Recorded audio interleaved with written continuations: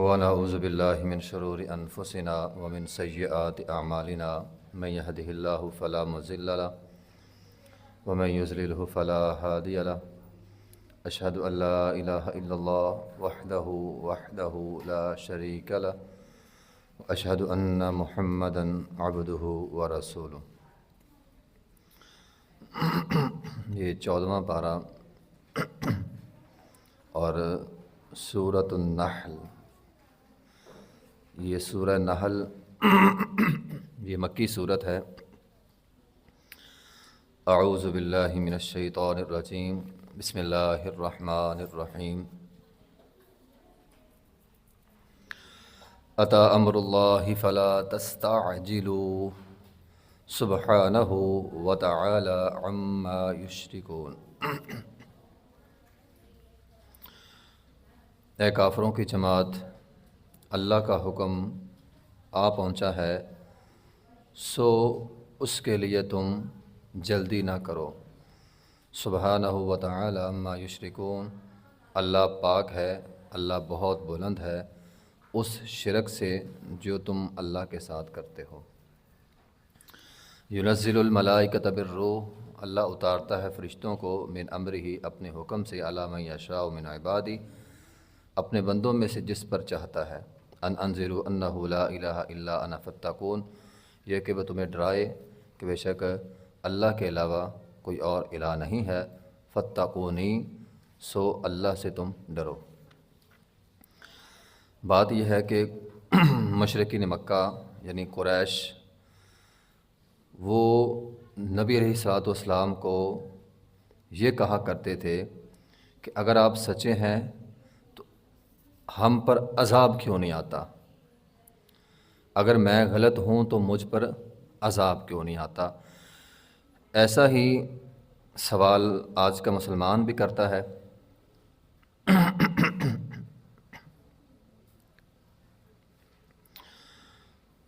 آج کا مسلمان بھی یہی دلیل دیتا ہے کہ اگر جناب میں غلط ہوں، میرا کاروبار غلط ہے یا میں گناہ کا کام کرتا ہوں تو پھر اللہ کا عذاب مجھ پر کیوں نہیں آتا؟ اللہ کا عذاب جو ہے وہ آ جانا چاہیے اگر میں غلط ہوں۔ تو اللہ تعالیٰ فرماتے ہیں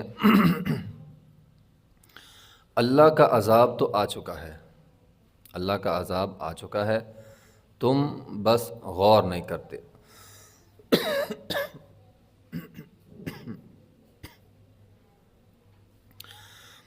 اصل بات جو یہاں سمجھنے والی ہے وہ یہ ہے کہ سابقہ جتنی بھی قومیں تھیں نا، جب وہ گناہ کرتی تھی یا ان کا جرم حد سے بڑھتا تھا، اللہ کی طرف سے ایک بڑا عذاب آتا تھا، سیلاب کا عذاب، چیخ کا عذاب، ہواؤں کا عذاب، زلزلے کا عذاب، اور وہ ساری کی ساری قوم تباہ ہو جاتی تھی۔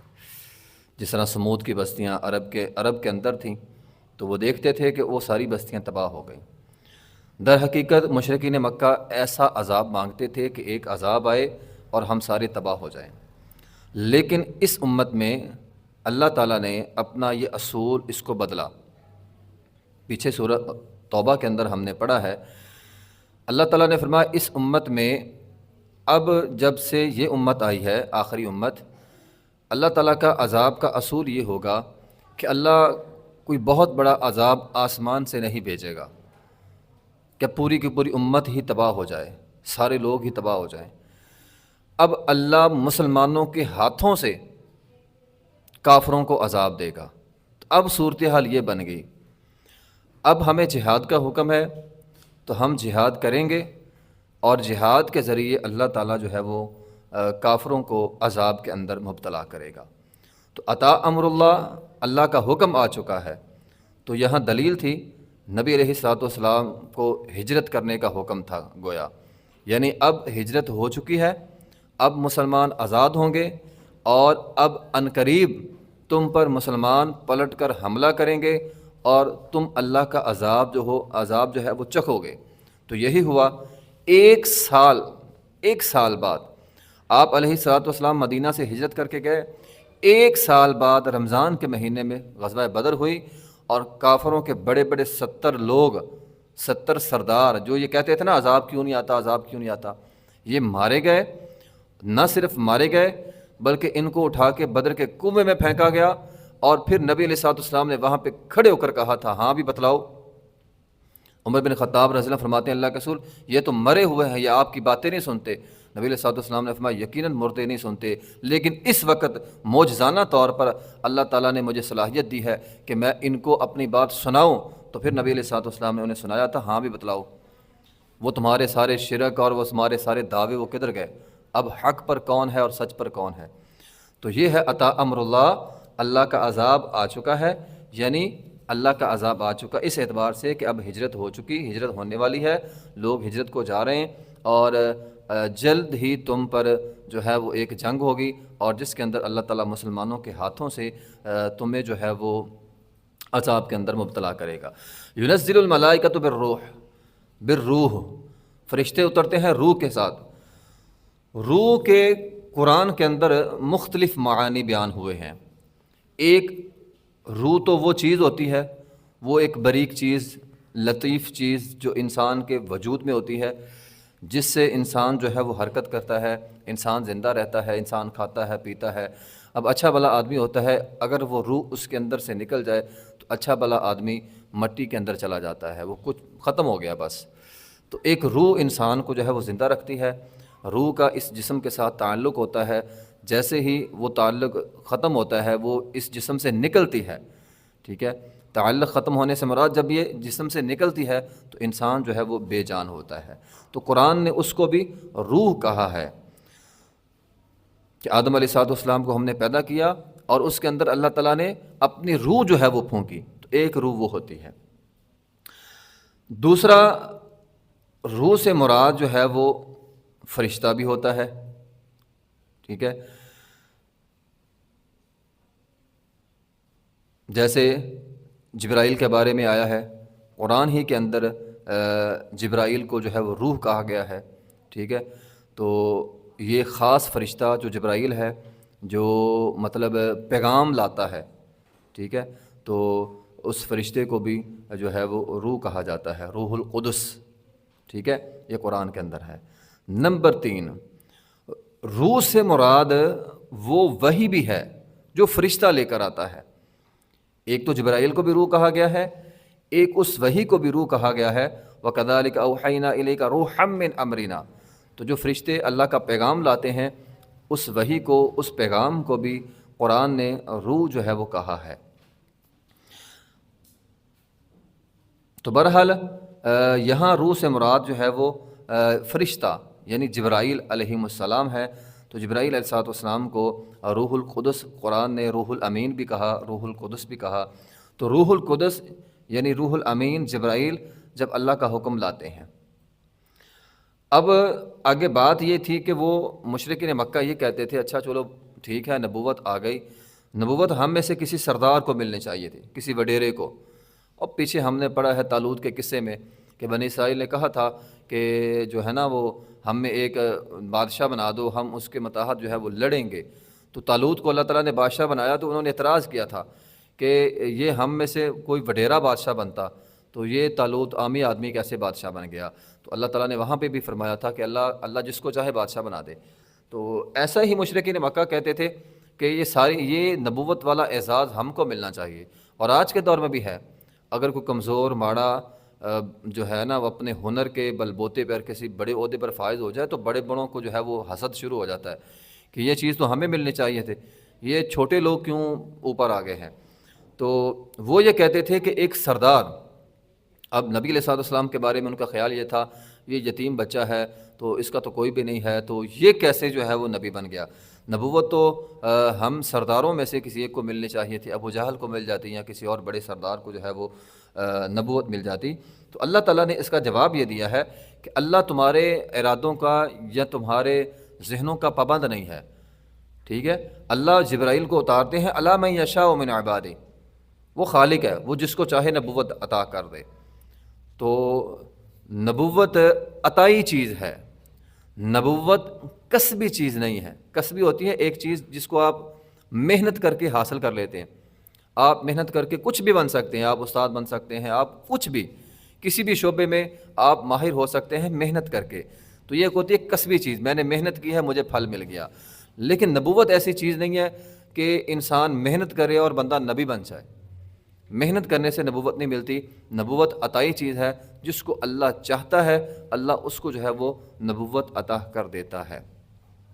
نبی علیہ الصلوۃ والسلام نے فرمایا تھا اس دنیا میں بھائیوں میں سے سب سے بہترین بھائی، جو ایک بھائی دوسرے کے لیے سب سے بہترین بنے، وہ موسیٰ علیہ الصلوۃ والسلام اپنے بھائی ہارون کے لیے بنے، کہ موسیٰ علیہ الصلوۃ والسلام کی دعا سے اللہ تعالیٰ نے جو ہے وہ ہارون علیہ السلام کو نبوت عطا کی۔ تو نبوت اللہ تعالیٰ کی طرف سے عطائی چیز ہے۔ تو فرمایا الا من یشاء من عبادہ، اللہ جس پر چاہتا ہے اپنے بندوں میں سے نبوت جو ہے وہ عطا کر دیتا ہے۔ ان انذر انہ لا الہ الا انا فاتقون، اور نبوت کا مقصد کیا ہے کہ لوگوں کو توحید جو ہے وہ سمجھانا۔ اس سے آگے اللہ تعالیٰ نے انسان کی ضروریات اور انسان کے لیے اللہ تعالیٰ نے کیا کچھ کیا ہے، اللہ تعالیٰ نے چند ایک اپنی قدرت کی نشانیاں جو ہیں وہ بیان فرمائی ہیں۔ خلق السماوات والارض بالحق تعالی اما یشرکون، اللہ تعالیٰ نے پہلے تو فرمایا اللہ تعالیٰ نے آسمان کو بنایا، اللہ نے زمین کو بنایا، برحق بنایا، ٹھیک ہے۔ اس کی بہت ساری مصلحتیں تھیں، بہت ساری حکمتیں تھیں، ہر لحاظ سے اللہ تعالیٰ نے آسمان کو بڑا بہترین بنایا ہے۔ سورہ ملک کے اندر اللہ تعالیٰ فرماتے ہیں انسان تو بھی ایک چھت بناتا ہے، ایک ہم چھت بناتے ہیں، ہماری چھتیں ساری ٹیڑھی میڑھی ہوتی ہیں، اور ایک وہ چھت ہوتی ہے جو اللہ نے آسمان بنایا ہے۔ اللہ تعالیٰ فرماتے ہیں ثم ارجع البصر کرتین، بار بار میری چھت کو دیکھ، تمہیں اس چھت کے اندر کوئی سوراخ، کوئی شگاف، کچھ بھی جو ہے وہ نظر نہیں آئے گا۔ تو اللہ تعالیٰ نے چھت بنائی اور زمین بنائی، ہمارے لیے زمین جو ہے وہ بہت نرم بنائی، ہم زمین کے اوپر آسانی کے ساتھ کام کر سکتے ہیں، زمین کے اوپر مکان بنا سکتے ہیں، سارے کام ہم زمین کے اوپر کر سکتے ہیں۔ خلق الانسان من نطفۃ، اور انسان کو اللہ تعالیٰ نے ایک نطفے سے جو ہے وہ پیدا کیا۔ تو پیچھے ہم نے اس کی وضاحت پڑھی ہے، اللہ تعالیٰ نے آدم علیہ الصلوۃ والسلام کو مٹی سے پیدا کیا، اور پھر اس سے آگے ابن آدم کا جو سلسلہ ہے نسل انسانی کا، وہ اللہ تعالیٰ نے ایک نطفے سے جو ہے وہ پیدا فرمایا۔ فَإِذَا هُوَ خَصِيمٌ مُّبِينٌ، تو اللہ تعالیٰ نے انسان کو نطفے سے پیدا کیا تو انسان اچانک جھگڑالو ہو گیا۔ بات یہ ہے کہ اللہ تعالیٰ اب ایک طرف اللہ تعالیٰ نے فرمایا کہ انسان کو نطفے سے پیدا کیا، ساتھ ہی فرمایا انسان جھگڑالو ہے۔ تو انسان کب جھگڑالو ہوتا ہے؟ اصل میں اللہ تعالیٰ انسان کی اوقات انسان کو بتا رہے ہیں کہ اے انسان تو ہر وقت جھگڑتا رہتا ہے، میں یہ ہوں، میں وہ ہوں، میری عقل بہت تیز ہے، میں بڑا دانا ہوں، میں بڑا سمجھدار ہوں، میں بڑا ماہر ہوں۔ انسان میں سے شروع ہو کر میں پر ختم ہوتا ہے۔ آپ نے بہت سارے لوگوں کو، بہت سارے انسانوں کو باتیں کرتے ہوئے سنا ہوگا، ان کا جملہ ہی میں ہوتا ہے، وہ اپنی بات میں سے شروع کرتے ہیں اور میں پہ ختم کرتے ہیں۔ وہ یہ سمجھتے ہیں میں ہوں اور یہ جہان ہے، میں نہیں رہوں گا تو شاید پتہ نہیں جہان نہیں رہے گا۔ تو ایسے بہت سارے لوگ قبرستانوں کے اندر مدفون پڑے ہیں جو یہ سمجھتے تھے کہ اگر میں نہ رہا تو شاید جہان نہیں چلے گا۔ تو اللہ تعالیٰ نے ان کو قبروں کے اندر اللہ تعالیٰ ان کو لے گیا، اور جہان اسی طرح جو ہے وہ چل رہا ہے۔ تو میں کہنا یہ ہم نے پیچھے پڑھا ہے، یہ کس کا کام ہے؟ شیطان کا۔ انا خیر من، اس نے کہا تھا میں بہتر ہوں۔ تو یہ جو جملہ ہے نا، میں بہتر ہوں، میں بہت سمجھدار ہوں، یا میں بڑا دانا ہوں، یہ شیطانوں کے جملے ہوتے ہیں۔ انسان کے اندر اللہ تعالیٰ نے عجز اور عاجزی اور انکساری رکھی ہے۔ تو اللہ تعالیٰ نے انسان کے اس تکبر کو ختم کرنے کے لیے فرمایا اے انسان تو غور کر کس چیز سے پیدا ہوا ہے۔ ایک حقیر سے پانی سے تو پیدا ہوا ہے، اپنی پیدائش پہ غور کر اور اپنے انا پہ غور کر۔ تو جب انسان اپنی انا کو دیکھتا ہے پھر انسان جھگڑتا ہے، لیکن جب انسان اپنی پیدائش کو دیکھتا ہے تو انسان کے اندر عاجزی، انکساری جو ہے وہ پیدا ہوتی ہے، اور انسان جو ہے وہ جھگڑا جو ہے وہ اس کے اندر ختم ہو جاتا ہے۔ تو ہر وقت انسان کو اپنی انا کو ختم کر کے اپنی پیدائش کی طرف غور کرنا چاہیے، اپنے سے نیچے کی طرف۔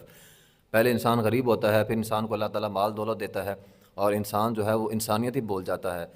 نہیں، یہ غلط بات ہے۔ انسان غور کرے کہ میں کیا تھا اور اللہ نے مجھے کہاں تک پہنچا دیا ہے، اللہ نے مجھے کیا سے کیا بنا دیا۔ جو رب بادشاہت عطا کرنے والا ہے، دولت عطا کرنے والا ہے، وہ اٹھا کے زمین پہ لانے والا بھی ہے۔ جو فرش سے عرش تک پہنچاتا ہے، وہ رب عرش سے فرش تک بھی انسان کو پہنچاتا ہے۔ تو والانعام خلقھا لکم، آگے اللہ تعالیٰ نے فرمایا والانعام، انسان کو بنایا، انسان کے لیے اللہ تعالیٰ نے چوپاہے بنائے۔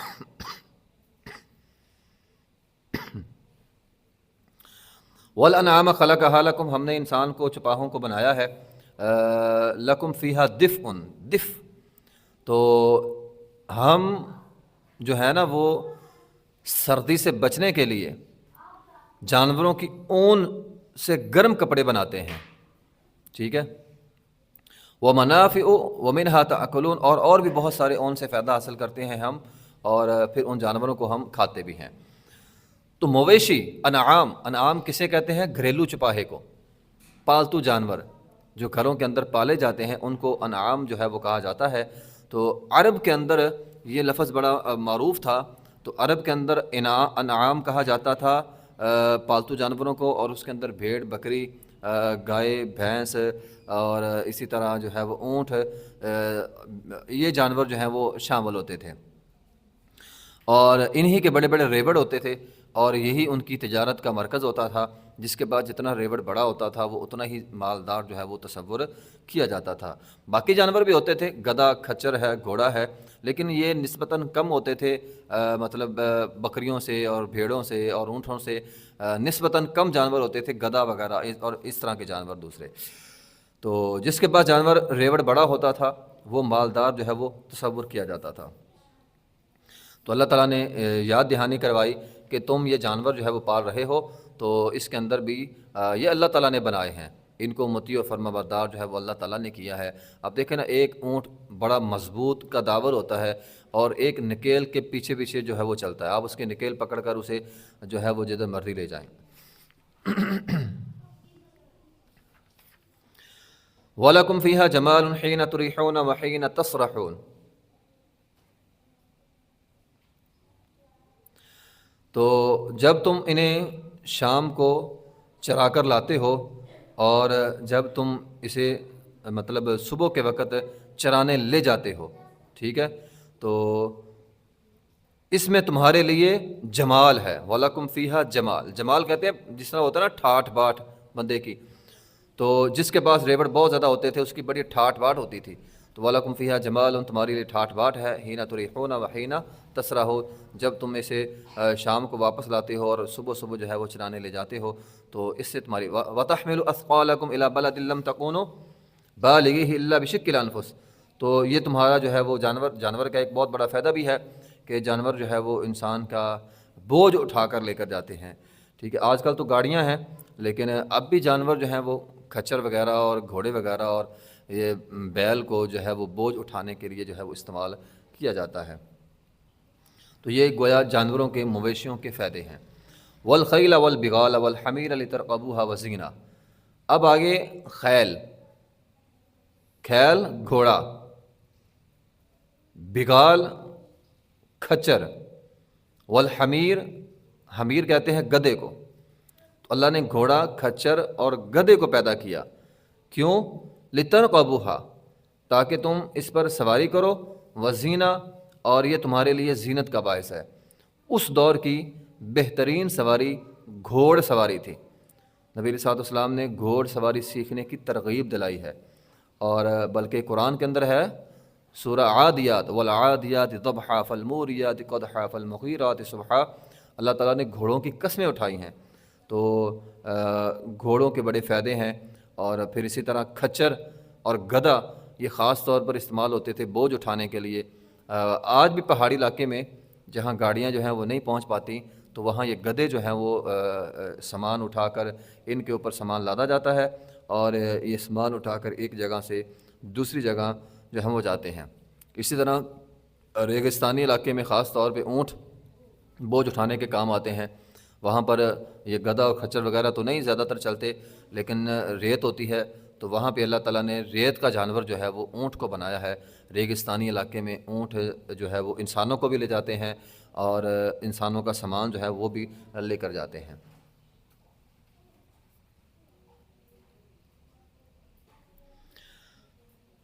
وَيَخْلُقُ مَا لَا تَعْلَمُونَ وَعَلَى اللَّهِ قَصْدُ السَّبِيلِ وَمِنْهَا جَائِرٌ وَلَوْ شَاءَ لَهَدَاكُمْ أَجْمَعِينَ هُوَ الَّذِي أَنزَلَ مِنَ السَّمَاءِ مَاءً لَكُم مِّنْهُ شَرَابٌ وَمِنْهُ شَجَرٌ فِيهِ تُسِيمُونَ۔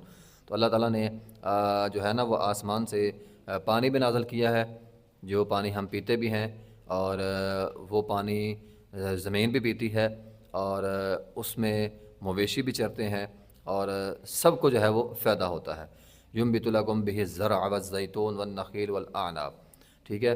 اللہ نے انسان کو پیدا کیا، جانوروں کو پیدا کیا، ایسے جانور پیدا کیے جو انعام ہے، جن کو انسان کھا سکتا ہے اور ان کی اون سے فائدہ اٹھا سکتا ہے، پھر ایسے جانور پیدا کیے جن کے اوپر سواری کر سکتا ہے، اور پھر آسمان سے پانی اتارا جس میں انسان پیتا ہے اور مویشی پیتے ہیں، اور پھر آگے اللہ تعالیٰ نے جو ہے وہ اناج کا، سبزے کا جو ہے وہ ذکر کیا ہے۔ یُنبِتُ لَکُم بِہِ الزَّرْعَ وَالزَّیتُونَ وَالنَّخِیلَ وَالْأَعْنَابَ، تو اللہ تعالیٰ نے کھیتی اگائی، ٹھیک ہے، ہماری زمین جو ہے وہ کھیتی اگاتی ہے۔ شاید ہم غور نہیں کرتے، سائنس یہ بات کہتی ہے کہ زمین کے اوپر، اب دیکھیں ہم تو کہتے ہیں کہ ہم نے بیج ڈالا، کھاد ڈالی، فصل ہو گئی، ہم اس پر یہ سمجھتے ہیں بجناب یہ میری فصل ہے اور میں نے جو ہے وہ فصل اپنی بی ہے اور یہ سارا اناج جو ہے وہ اپنے میں گھر میں لے کر جاؤں گا اور اس سے میں اکیلا فائدہ جو ہے وہ اٹھاؤں گا۔ انسان غور نہیں کرتا۔ میں نے ایک تحقیق پڑھی اور اس کے اندر لکھا ہوا تھا کہ ہماری زمین، یہ جو زمین ہے نا ہماری جس کے اوپر ہم رہتے ہیں، یہ زمین جب ایک دفعہ فصل اگاتی ہے، اناج اگاتی ہے، اس کے اوپر دوبارہ اناج اگانے کی صلاحیت ختم ہو جاتی ہے۔ یہ دوبارہ اناج نہیں اگا سکتی، بس ایک دفعہ گندم ہوگی، بس گندم ہی ہوگی، اس کے علاوہ یہ کچھ نہیں اگا سکتی۔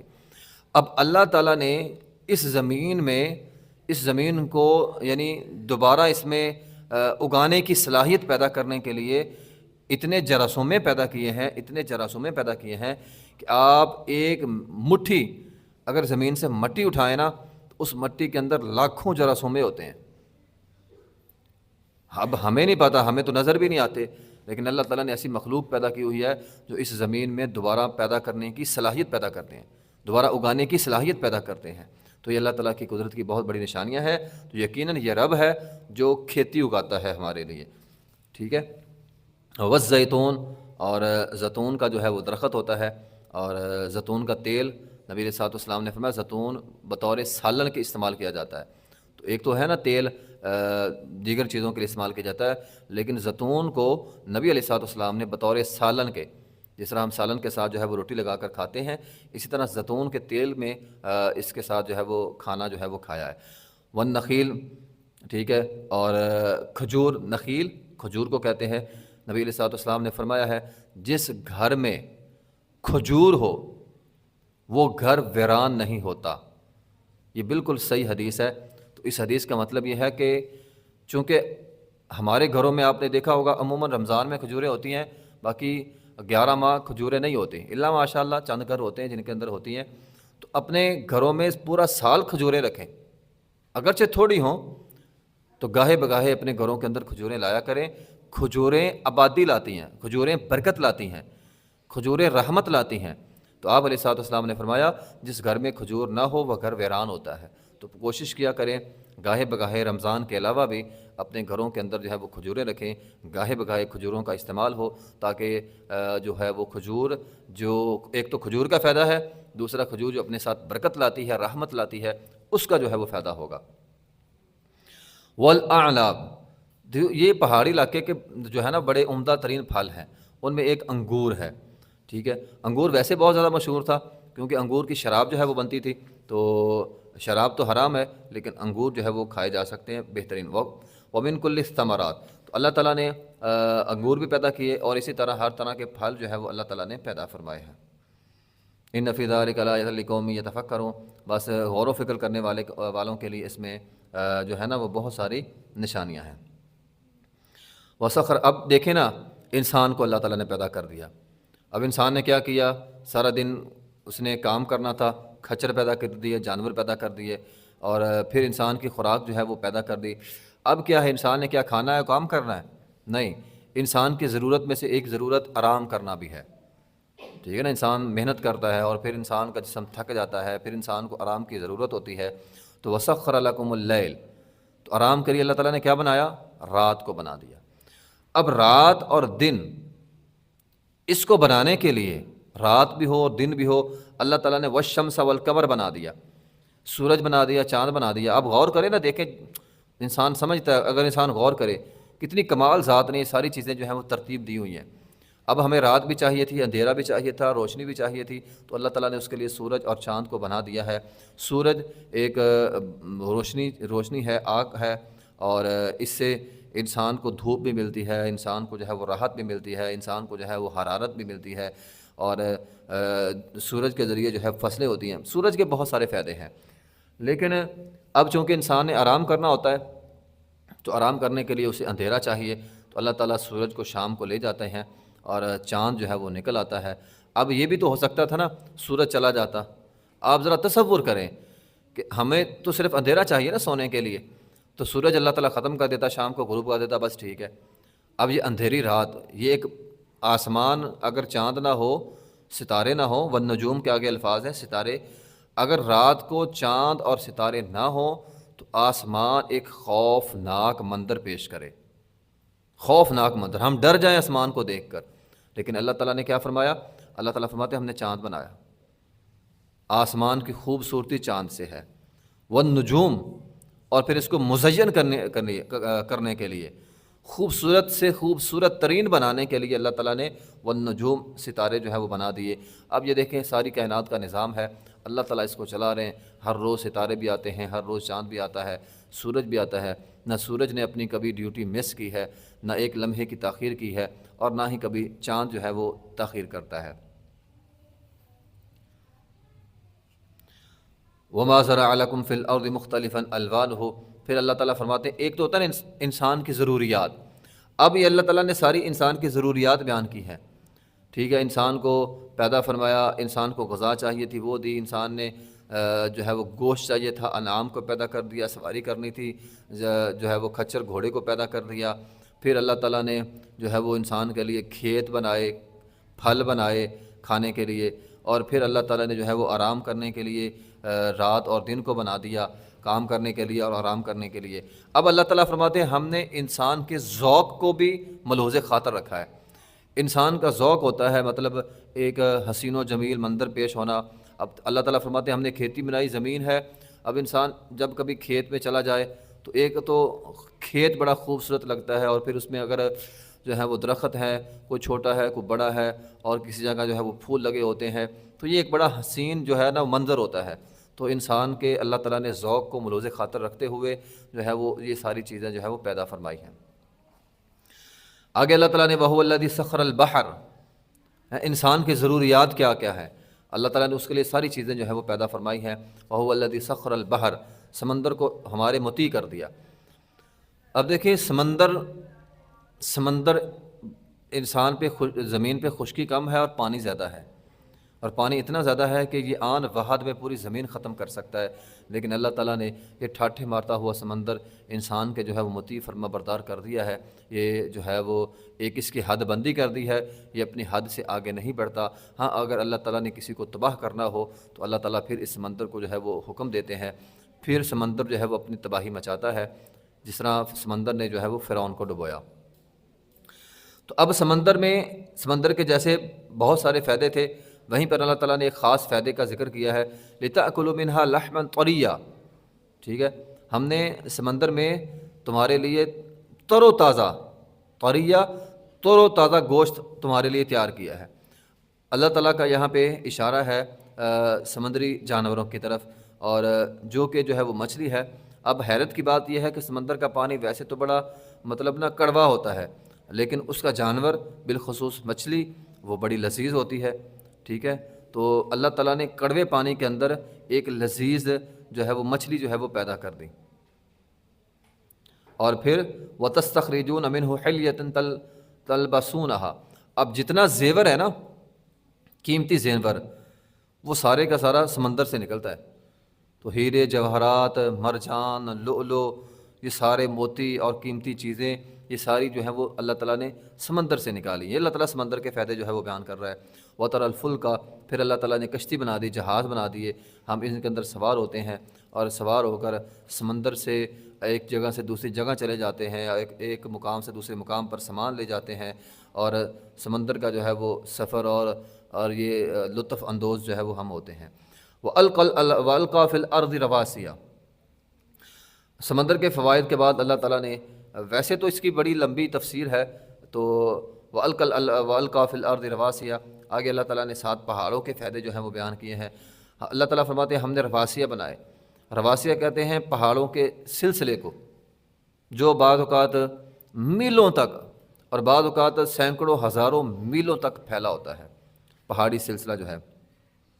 پاکستان کے اندر بھی یہ خیبر پختونخوا کے اندر ایک پہاڑی سلسلہ ہے لمبا، یہ مری اور یہ سارا جو پرلا ایریا سارا یہ پہاڑی سلسلہ ہے، تو یہ سینکڑوں میلوں تک جو ہے وہ پھیلا ہوا ایک پہاڑی سلسلہ ہے۔ تو اللہ تعالیٰ فرماتے ہیں ہم نے تمہارے لیے پہاڑ بنائے، ان تمید بکم وانہارم وسبلا لعلکم تہتدون، تو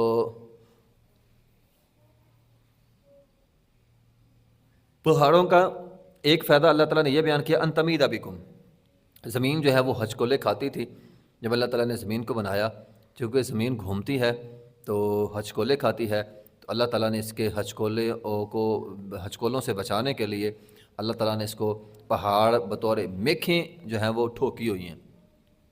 حدیث کے اندر آیا ہے نبی علیہ الصلوۃ والسلام نے فرمایا اللہ تعالیٰ نے زمین کو بنایا، زمین ڈگمگاتی تھی، ہچکولے کھاتی تھی، پھر اللہ تعالیٰ نے اس میں پہاڑ رکھ دیے، یعنی آپ اس کو یوں سمجھیں کہ ایک کشتی ہو کھالی، اس کو جب پانی کے اندر لے جائیں تو وہ ہلتی ہے، لیکن جب اس کے اوپر وزن آ جائے تو وہ برقرار ہو جاتی ہے، ٹھیک ہے۔ اسی طرح زمین کو اللہ تعالیٰ نے بنایا تھا تو یہ ہلتی تھی، اللہ تعالیٰ نے پہاڑوں کو بطور میکھیں اس زمین کے اوپر گاڑ دیں، اب زمین کے اوپر وزن ہے اور اس کی وجہ سے یہ جو ہے وہ برقرار رہتی ہے، قائم رہتی ہے اور ہلتی نہیں ہے۔ سائنسدان تو یہ بھی کہتے ہیں کہ پہاڑوں کی وجہ سے زمین پہ زلزلے کم آتے ہیں، اگر پہاڑ نہ ہوتے تو زمین پہ زلزلے بہت زیادہ ہوتے تھے۔ تو بہرحال اللہ تعالیٰ نے پہاڑوں کا فائدہ دیا، وَأَنْهَارًا، اور پھر اس کے اندر چشمے، پہاڑوں کے چشمے ماشاءاللہ بڑا عمدہ پانی ہوتا ہے، چشموں کا بڑا لذیذ پانی ہوتا ہے اور انسان کی صحت کے لیے جو ہے وہ بڑا مفید ہوتا ہے۔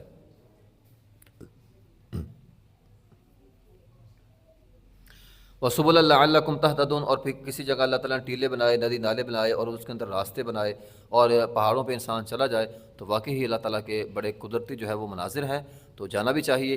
قُلْ سِیرُوا فِی الْأَرْضِ کے تحت اللہ تعالیٰ کی قدرت کی نشانیاں انسان کو دیکھنی چاہیے۔ وَعَلَامَاتٍ وَبِالنَّجْمِ هُمْ يَهْتَدُونَ،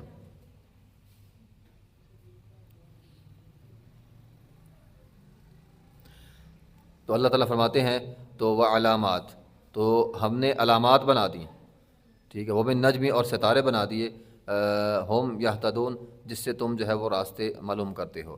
تو اللہ تعالیٰ نے ان کے علاوہ بھی پہاڑوں کے اندر وعلامات نشانیاں رکھی ہیں، بہت ساری نشانیاں ہوتی ہیں اور جو انسان کو اچھی لگتی ہیں، قدرت کی نشانیاں ہوتی ہیں پہاڑوں میں اور دیگر چیزوں میں۔ وبالنجم، اور اسی طرح اللہ تعالیٰ نے ستاروں کے اندر یہ ایک فائدہ بھی بیان کیا ستاروں کا کہ ہم یہتدون، ستاروں کے ذریعے ہم راستے جو ہیں وہ معلوم کرتے ہیں۔ افمن یخلق کمن لا یخلق، اب غور کرنے والی بات تو یہ ہے، کیا وہ جو اللہ، وہ رب جس نے یہ سارا کچھ پیدا کیا ہے، وہ شخص جس کو تم اللہ کے برابر سمجھتے ہو، کیا اس نے یہ سارا کچھ کیا ہے؟ جب اس نے یہ سارا کچھ نہیں کیا تو وہ اللہ کے برابر کیسے ہو سکتا ہے؟ یعنی غیر اللہ، شرک، جو لوگ شرک کرتے ہیں، کسی اور کے سامنے جا کر جھکتے ہیں، بھائی وہ اللہ کے برابر کیسے ہو سکتا ہے؟ وہ اللہ کے برابر نہیں ہو سکتا، وہ ساری کائنات جو اللہ تعالیٰ نے بنائی ہے وہ نہیں بنا سکتا۔ وَإِن تَعُدُّوا نِعْمَتَ اللَّهِ لَا تُحْصُوهَا، یہ تو چند ایک نعمتیں ہیں جن کا ذکر اللہ تعالیٰ نے کیا ہے، ورنہ اللہ کی نعمتیں ایسی ہیں کہ وہ شمار نہیں کی جا سکتی۔ وَفِي أَنفُسِكُمْ أَفَلَا تُبْصِرُونَ، اللہ تعالیٰ فرماتے ہیں اللہ تعالیٰ نے انسان کے اندر بہت ساری جو ہے وہ نشانی رکھ دی ہیں، انسان اپنے جسم کے، اپنے وجود کی نشانیاں جو ہے وہ اس کو گن نہیں سکتا، تو کائنات کی نشانیاں تو بہت دور کی بات ہے، انسان اپنے وجود کی نشانیاں جو ہے وہ نہیں گن سکتا۔ واللہ یعلم ما تسرون وما تعلنون، تو اللہ جانتا ہے جو انسان چھپاتے ہیں اور جو انسان ظاہر کرتے ہیں۔ والذین یدعون من دون اللہ لا یخلقون شیئا وهم یخلقون، جن کو یہ اللہ کے علاوہ پکارتے ہیں، یعنی غیر اللہ کو، کسی کے سامنے جا کر کسی کو مشکل کشا کہتے ہیں، کسی کو حاجت روا کہتے ہیں، وہ اللہ تعالیٰ فرماتے ہیں وہ کچھ نہیں پیدا کر سکتے، ٹھیک ہے، اللہ پیدا کرنے والا ہے، وہ تو خود پیدا ہوئے ہیں۔ لا یخلقون شیئا وهم یخلقون، وہ پیدا خود ہوئے ہیں، انہوں نے کسی کو پیدا نہیں کیا۔ اموات غیر احیاء، وہ تو مردہ ہیں، زندہ نہیں ہیں۔ جو انسان دنیا سے چلا گیا وہ مردہ ہے، تو مردوں سے جا کر کیوں مانگتے ہو؟ وہ تو مردہ ہے، وہ زندہ نہیں ہے۔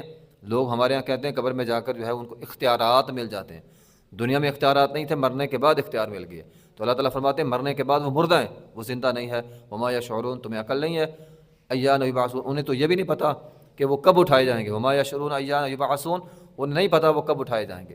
جو انسان مر گیا، زمین کے اندر چلا گیا، اس کو یہ نہیں پتہ کہ قیامت کب آئے گی اور وہاں اس قبر سے وہ کب نکلے گا، تو جس کو یہ نہیں پتہ وہ کسی کی حاجت روائی یا کسی کی مشکل کشائی اور کسی کی دستگیری جو ہے وہ کیسے کر سکتا ہے؟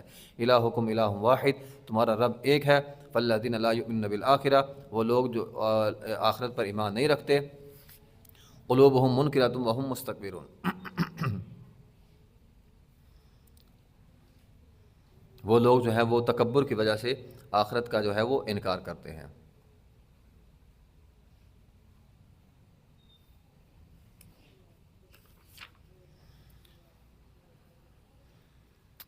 اللہ تعالیٰ نے شروع صورت میں انسان کے حوالے سے جو ضروریات تھی اس کو بیان کیا ہے۔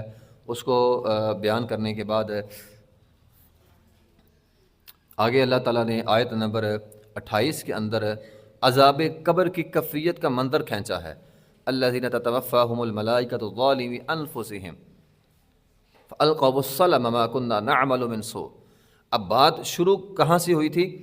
شروع بات ہوئی تھی اس صورت کی کہ فرشتے مشرکین مکہ کہتے تھے اللہ کے فرشتے کیوں نہیں آتے، ہم پر عذاب کیوں نہیں آتا؟ بات یہی ہوئی تھی نا، عذاب کیوں نہیں آتا؟ تو اللہ تعالیٰ فرماتے ہیں اچھا عذاب تو آئے گا۔ الذین تتوفاہم الملائکہ، جب فرشتے آئیں گے ظالمی انفسہم، انہیں ان کا انجام بتانے کے لیے، تو فالقوا السلم، تب ان کی سرکشی جو ہے وہ ساری ٹھنڈی ہو جائے گی۔ جب وہ دیکھیں گے نا عذاب کے فرشتے آ رہے ہیں تو جب ان کی ساری اکڑ جو ہے وہ ختم ہو جائے گی، تو یہاں سے مراد موت کے فرشتے ہیں۔ تو جیسے ہی انسان موت کے فرشتوں کو دیکھے گا، انسان کی اکڑ ساری نکل جائے گی، حقیقت کھل جائے گی۔ یہ جو ایک پردہ ہے نا ہمارے درمیان اور غیبی چیزوں کے درمیان، عذاب ہے اور رحمت ہے، ان ساری چیزوں کے درمیان جو پردہ ہے، موت کے ساتھ وہ پردہ ہٹ جاتا ہے۔ انسان کو موت کے وقت اس کا انجام جو ہے وہ پتہ چل جاتا ہے۔ اگر برے اعمال کیے ہیں تو جہنم کے فرشتے آتے ہیں، اگر اچھے اعمال کیے ہیں تو جنت کے فرشتے جو ہیں وہ آتے ہیں۔ تو یہ ہے فالقوا السلم، پھر سکون ہو جاتا ہے۔ جب موت کے فرشتے دیکھتا ہے پھر مطیع ہو جاتا ہے، فرما بردار ہو جاتا ہے۔ ما كنا نعمل من سوء،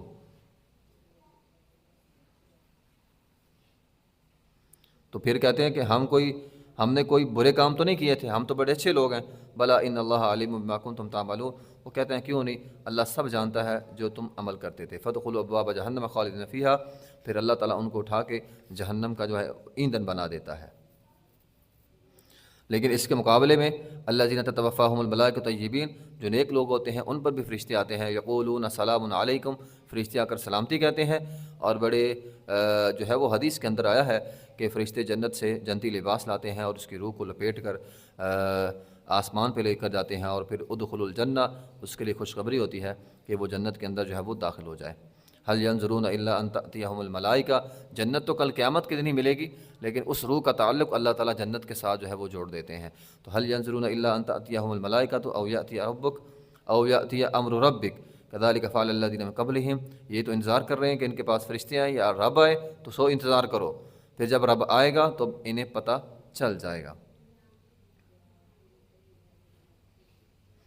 تو فرشتے دو ہی شکلوں میں آتے ہیں، یا تو فرشتے روح قبض کرنے کے لیے آتے ہیں یا اللہ کا عذاب لے کر آتے ہیں، ٹھیک ہے۔ اس کے علاوہ فرشتے ان کے پاس نہیں آئیں گے۔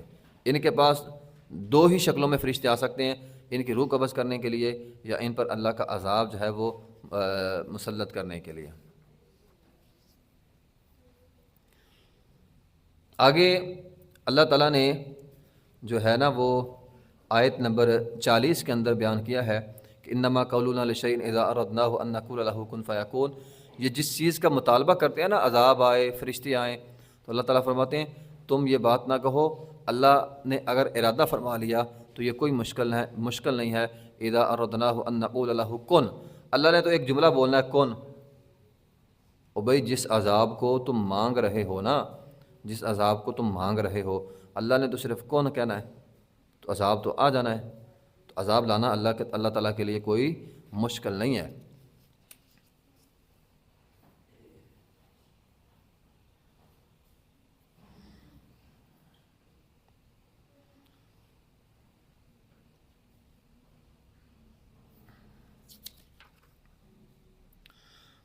والذین ہاجروا فی اللہ من بعد ما ظلموا، یہاں سے مراد ہجرت حبشہ ہے۔ چونکہ یہ مکی صورت ہے، اور مکی صورت میں جب ہجرت ہوئی تھی تو ہجرت حبشہ ہوئی تھی، باقی جو بڑی ہجرت ہوئی تھی وہ تو اس کے بعد تو صحابہ کرام مدینے میں چلے گئے تھے، تو مکہ میں رہتے ہوئے جو ہجرت ہوئی تھی وہ ہجرت حبشہ ہوئی تھی، تو وہاں 80 کے قریب صحابہ کرام تھے جو مشرکین مکہ کے ظلم سے بچنے کے لیے حبشہ کی طرف جو ہے وہ ہجرت کر کے چلے گئے تھے۔ آگئے ہے اللہ دین صبر وعلی ربہم یتوکلون وما ارسلنا من قبلک الا رجالا نوحی الیہم فاسألوا اہل الذکر ان کنتم لا تعلمون۔ وما ارسلنا من قبلک الا رجال، تو رسول رجال ہوتے ہیں، مردوں میں سے ہوتے ہیں، رسول بشر ہوتا ہے، رسول انسان ہوتا ہے، رسول کوئی نوری نہیں ہوتا، ٹھیک ہے، رسول نوری مخلوق نہیں ہوتا، نہ رسول آگ سے بنتا ہے، بلکہ رسول بشر ہے، مٹی سے بنا ہوا ایک انسان، رجال، مردوں میں سے خاص طور پر کوئی بھی عورت رسول نہیں بنی، کوئی بھی عورت رسول نہیں بنی، یہ قرآن کا بالکل واضح فرمان ہے۔ وما ارسلنا من قبلک الا رجال، ایک تو مرد، ایک تو انسان، اور پھر ساتھ مرد ہوتے تھے۔ ہاں باقی یہ بات الگ ہے کہ خواتین پر فرشتے اترے ہیں وحی لے کر، تو وہی مطلب یہ نہیں تھا کہ وہ انبیاء تھے، تو انبیاء کے علاوہ بھی اللہ تعالیٰ نے جو ہے وہ دیگر لوگوں پہ اپنی وحی جو ہے وہ اتاری ہے، تو اللہ تعالیٰ وحی جو ہے وہ اتارتے ہیں، لیکن یہ لازمی نہیں جس پر وحی آئی وہ اللہ کا رسول ہو یا اللہ کا نبی ہو۔ تو وما ارسلنا من قبلک الا رجالا نوحی الیہم، تو بشر ہوتا ہے، وہ تو کہتے تھے نوری ہو، کھاتا پیتا نہ ہو، تو فرمایا نہیں، رسول جو ہے وہ بشر ہوتے ہیں اور انسانوں کے درمیان رہتے ہیں، انسانوں کی طرح کھاتے پیتے ہیں، جس طرح انسان دیگر کام کرتے ہیں، شادیاں ہوتی ہیں، بچے ہوتے ہیں، ضروریات زندگی جو ہے وہ ہوتی ہے، اسی طرح رسولوں کی ضروریات زندگی جو ہے وہ ساری ہوتی ہے۔ فاسألوا اہل الذکر، یہ جملہ جو ہے نا وہ سمجھنے والا ہے۔ فاسألوا اہل الذکر، سوال کرو اہل ذکر سے۔ اہل ذکر سے مراد کون لوگ ہیں؟ اہل ذکر کے اندر صرف قرآن نہیں آتا، بلکہ اہل ذکر کے اندر حدیث بھی شامل ہے۔ انا نحن نزلنا الذکر وانا لہ لحافظون کی وضاحت میں ہم نے یہ بات پیچھے پڑھی ہے کہ ذکر کے اندر قرآن بھی آتا ہے اور ذکر کے اندر حدیث بھی آتی ہے۔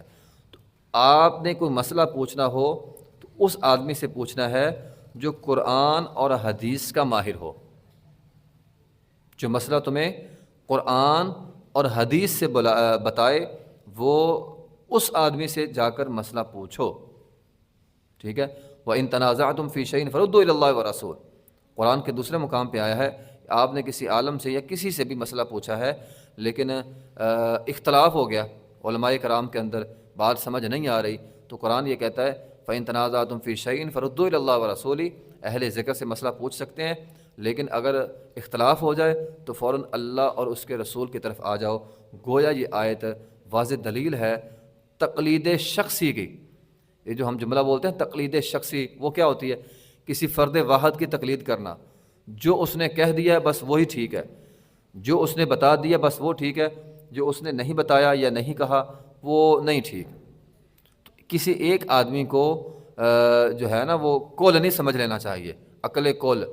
بعض لوگوں نے ایسے مولوی رکھے ہوتے ہیں، بس جو اس مولوی نے کہہ دیا نا بس میں نے وہ ماننا ہے، تو بھائی وہ بھی انسان ہے، کمی بیشی اس سے ہو سکتی ہے، غلطی کمی کوتاہی ہو سکتی ہے، تو آدمی نے فالو کرنا ہے قرآن کو اور حدیث کو۔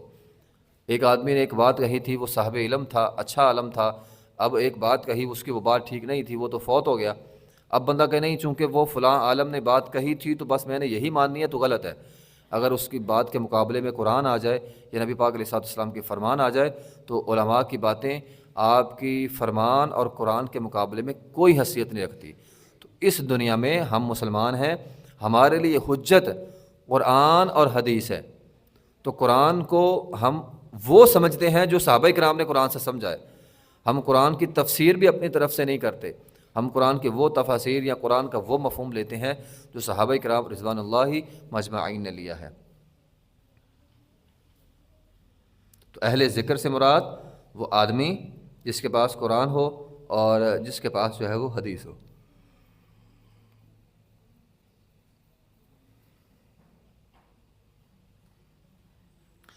تو بالبینات والزبر وانزلنا الیک الذکر، ہم نے ان پر قرآن اتارا ہے، ان پر حدیث بھی اتاری ہے، لتبین للناس، تاکہ یہ لوگوں کو بیان کریں۔ تو ذمہ داری کیا ہے؟ ذمہ داری ذکر کو پہنچانا، یعنی قرآن و حدیث کو پہنچانا۔ میری اور آپ کی، ہم سب کی ذمہ داری یہ ہے، قرآن کی کوئی بات سنیں، حدیث کی کوئی بات سنیں، ہماری یہ ذمہ داری ہے کہ ہم اس بات کو آگے پہنچائیں۔ لتبین للناس، لوگوں تک وہ اللہ نے جو قرآن اتارا ہے، یہ نبی علیہ الصلوۃ والسلام کے جو فرامین ہیں، ان کو لوگوں تک پہنچانا، یہ انسان کی ذمہ داری ہے، نہ کہ انسان اپنے فتوے اور اپنی باتیں لوگوں تک جو ہے وہ پہنچاتا پھرے۔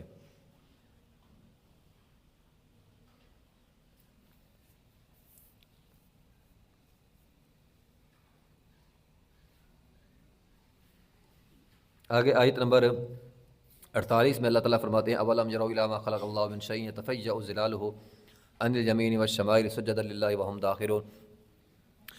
اللہ نے انسان کو تو سجدے کا حکم دیا ہے، لیکن کائنات کی ہر چیز انسان کے لیے سجدہ کرتی ہے۔ اور وہ کیسے کرتی ہے؟ اللہ تعالیٰ نے فرمایا ہر چیز کا سایہ ہے، اور ہر چیز کا سایہ اللہ تعالیٰ کو سجدہ کرتا ہے۔ تو کبھی غور نہیں کیا، سجدے دائیں اور بائیں جو ہے وہ ہوتے ہیں، تو کسی بھی چیز کا سایہ جب دائیں اور بائیں ہوتا ہے تو گویا وہ اللہ تعالیٰ کو سجدہ کر رہا ہے۔ تو ظلالہ عن الیمین والشمائل، اس کا سایہ دائیں اور بائیں ہوا، ہر چیز جھکی ہوئی ہے، اور اس کا سایہ جب دائیں بائیں ہوتا ہے گویا سجد للہ، وہ اللہ تعالیٰ کو سجدہ کر رہا ہے۔ وَلِلَّهِ يَسْجُدُ مَا فِي السَّمَاوَاتِ وَمَا فِي الْأَرْضِ مِن دَابَّةٍ وَالْمَلَائِكَةُ وَهُمْ لَا يَسْتَكْبِرُونَ۔ ٹھیک ہے، يَخَافُونَ رَبَّهُمْ مِن فَوْقِهِمْ وَيَفْعَلُونَ مَا يُؤْمَرُونَ۔ یہ صورت ہے، سورہ نحل ہے، اور اس میں ایک سجدہ بھی ہے، تو اس کو سجدہ تلاوت کہتے ہیں۔ سجدہ تلاوت کے حوالے سے یہ بات یاد رکھیں، یہ سجدہ تلاوت، اس میں جو پہلی بات ہے وہ یہ یاد رکھ لیں، یہ واجب نہیں ہوتا، یعنی ایسا نہیں ہے کہ یہ سجدہ آ گیا ہے اب اس کو ضرور بائی ضرور کرنا ہی کرنا ہے۔ ایک بات یہ سمجھ لیں، نبی علیہ الصلوۃ والسلام کے زمانے میں یہ قرآن تھا، صحابہ کرام کے زمانے میں بھی قرآن تھا، تو جب یہ سجدے آتے تھے آپ علیہ الصلوۃ والسلام سجدے کرتے تھے۔ سجدہ کرنا چاہیے، سجدہ کرنا بہتر ہے، لیکن اگر کوئی سجدہ نہیں کرتا تو اس پر کوئی وعید یا سزا جو ہے وہ بھی نہیں ہے۔ چنانچہ حدیث میں ہے، نبی علیہ الصلوۃ والسلام نے ایک دفعہ حضرت عمر رضی اللہ تعالیٰ عنہ نے جمعے کے دن ممبر پہ کھڑے ہوئے اور انہوں نے سورہ نحل جو ہے وہ پڑھی، یہی سورت جو ہم پڑھ رہے ہیں، تو سجدہ آیا، وہ ممبر سے نیچے اترے اور انہوں نے جو ہے وہ سجدہ کر لیا، ان کے ساتھ لوگوں نے بھی سجدہ کر لیا۔ پھر اگلا جمعہ آیا، پھر انہوں نے سورہ نحل پڑھی اور سجدہ نہیں کیا۔ لوگوں نے پوچھا کہ آپ نے سجدہ کیوں نہیں کیا؟ تو عمر بن خطاب رضی اللہ فرماتے ہیں کہ ہم نبی علیہ الصلوۃ والسلام کے زمانے میں ایسے ہی کرتے تھے، کبھی سجدہ کر لیتے تھے اور کبھی سجدہ نہیں کرتے تھے۔ تو سجدہ کرنا بہتر ہوتا ہے، جب انسان قرآن کے تلاوت قرآن کے سجدے آئیں، سجدے کر لینے چاہیے، لیکن اگر کوئی نہ بھی کرے تو گناہ کا کام بہرحال نہیں ہے۔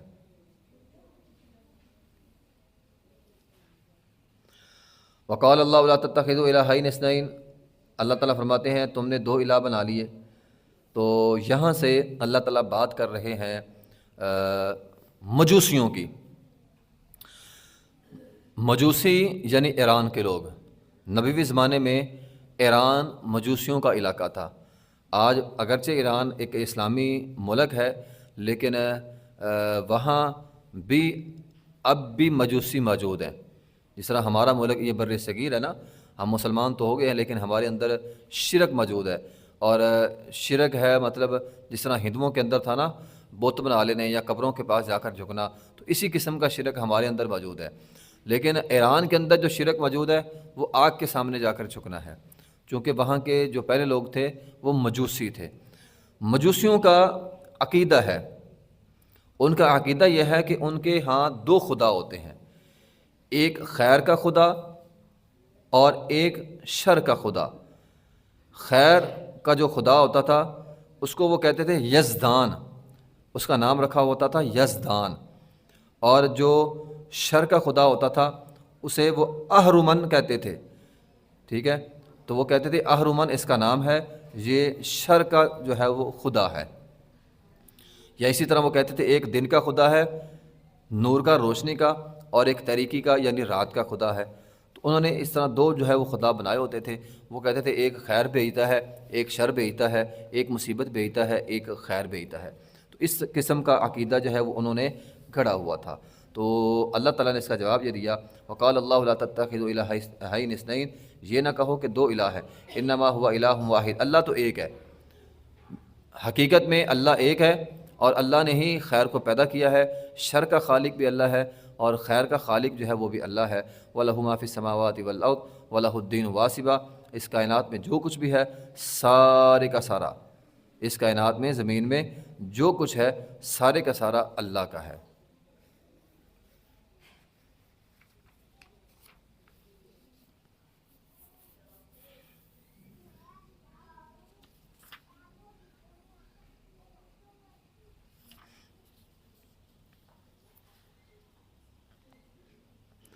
آگے آیت نمبر 57 میں ہے، وَيَجْعَلُونَ لِلَّهِ الْبَنَاتِ سُبْحَانَهُ وَلَهُم مَّا يَشْتَهُونَ وَإِذَا بُشِّرَ أَحَدُهُم بِالْأُنثَىٰ ظَلَّ وَجْهُهُ مُسْوَدًّا وَهُوَ قَذِيمٌ. ٹھیک ہے. تو اب اہل عرب کے ہاں ایک اور بیماری تھی، شرکیہ بیماری. انہوں نے کیا کیا ہوا تھا، دیویاں بنائی ہوتی تھیں. یعنی یہ صرف مشرکین عرب نہیں، بلکہ اس کے علاوہ بھی ہندوؤں کے ہاں بھی، یونانیوں کے ہاں بھی، مصریوں کے ہاں بھی یہ ان کی تہذیب کے اندر پایا جاتا تھا کہ انہوں نے ایک دیویاں بنائی ہوتی تھیں. ان کا یہ عقیدہ ہوتا تھا کہ یہ دیویاں اللہ کی بیٹیاں ہیں، اور پھر وہ اس کے اندر فرشتوں کو شامل کر لیتے تھے، اور مشرکین مکہ کہتے تھے فرشتے اللہ کی بیٹیاں ہیں اور یہ دیویاں ہیں. تو یہی وجہ ہے کہ عرب کے ہاں مشہور دیویاں تھیں، لات، عزیٰ، منات. تو یہ تین دیویاں عرب کے ہاں مشہور تھی، لات، عزیٰ اور منات. تو ان میں جو لات تھا نا، لات دیوی تھی، مؤنث تھی، اور عزیٰ عزیز تھے، لفظ تھا ان کا ایک. تو یہ انہوں نے ایک دیویاں جو ہیں وہ بنائی ہوتی تھی.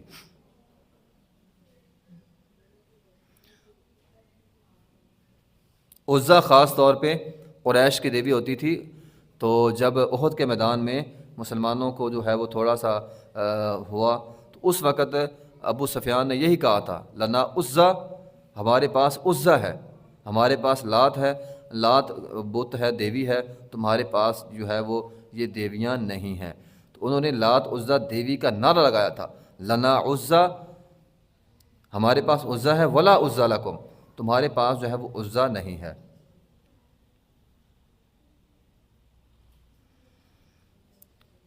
تو اللہ تعالیٰ فرماتے ہیں کہ وَإِذَا بُشِّرَ أَحَدُهُمْ وَيَجْعَلُونَ لِلَّهِ الْبَنَاتِ سُبْحَانَهُ، وہ اللہ کے لیے بیٹیاں بناتے ہیں جبکہ اللہ تعالیٰ ان بیٹیوں سے پاک ہے.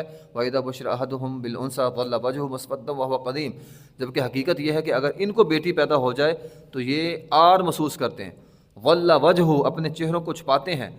مُسْوَدًّا ہے، جب ان کو بیٹی ہو جائے اپنے چہروں کو چھپا لیتے ہیں، ان کے چہروں پر سیاہی پڑ جاتی ہے اور ان کے چہرے غم سے بھر جاتے ہیں. ٹھیک ہے، اور یہ غصے سے بھر جاتے ہیں کہ ہمیں بیٹی کیوں پیدا ہو گئی. تو عرب کے اندر تو خاص طور پہ تھا یہ گھٹیا اور جہالانہ ایک رسم ہوتی تھی کہ اگر کسی کو بیٹی پیدا ہو جاتی تھی تو وہ بیٹی کو زندہ درگوز کر دیتا، زندہ دفن کر دیتا تھا. بِأَيِّ ذَنبٍ قُتِلَتْ، اللہ تعالیٰ کل قیامت کے دن ایسی بیٹیوں سے پوچھے گا جن کو زمین کے اندر جو ہے وہ زندہ دفن کر دیا جاتا تھا. تو عرب کے اندر یہ ایک جہلانہ اور گھٹیا جو ہے وہ عقیدہ تھا کہ اگر بیٹی پیدا ہو گئی تو اس بیٹی کو جو ہے وہ زندہ دفن کر دینا.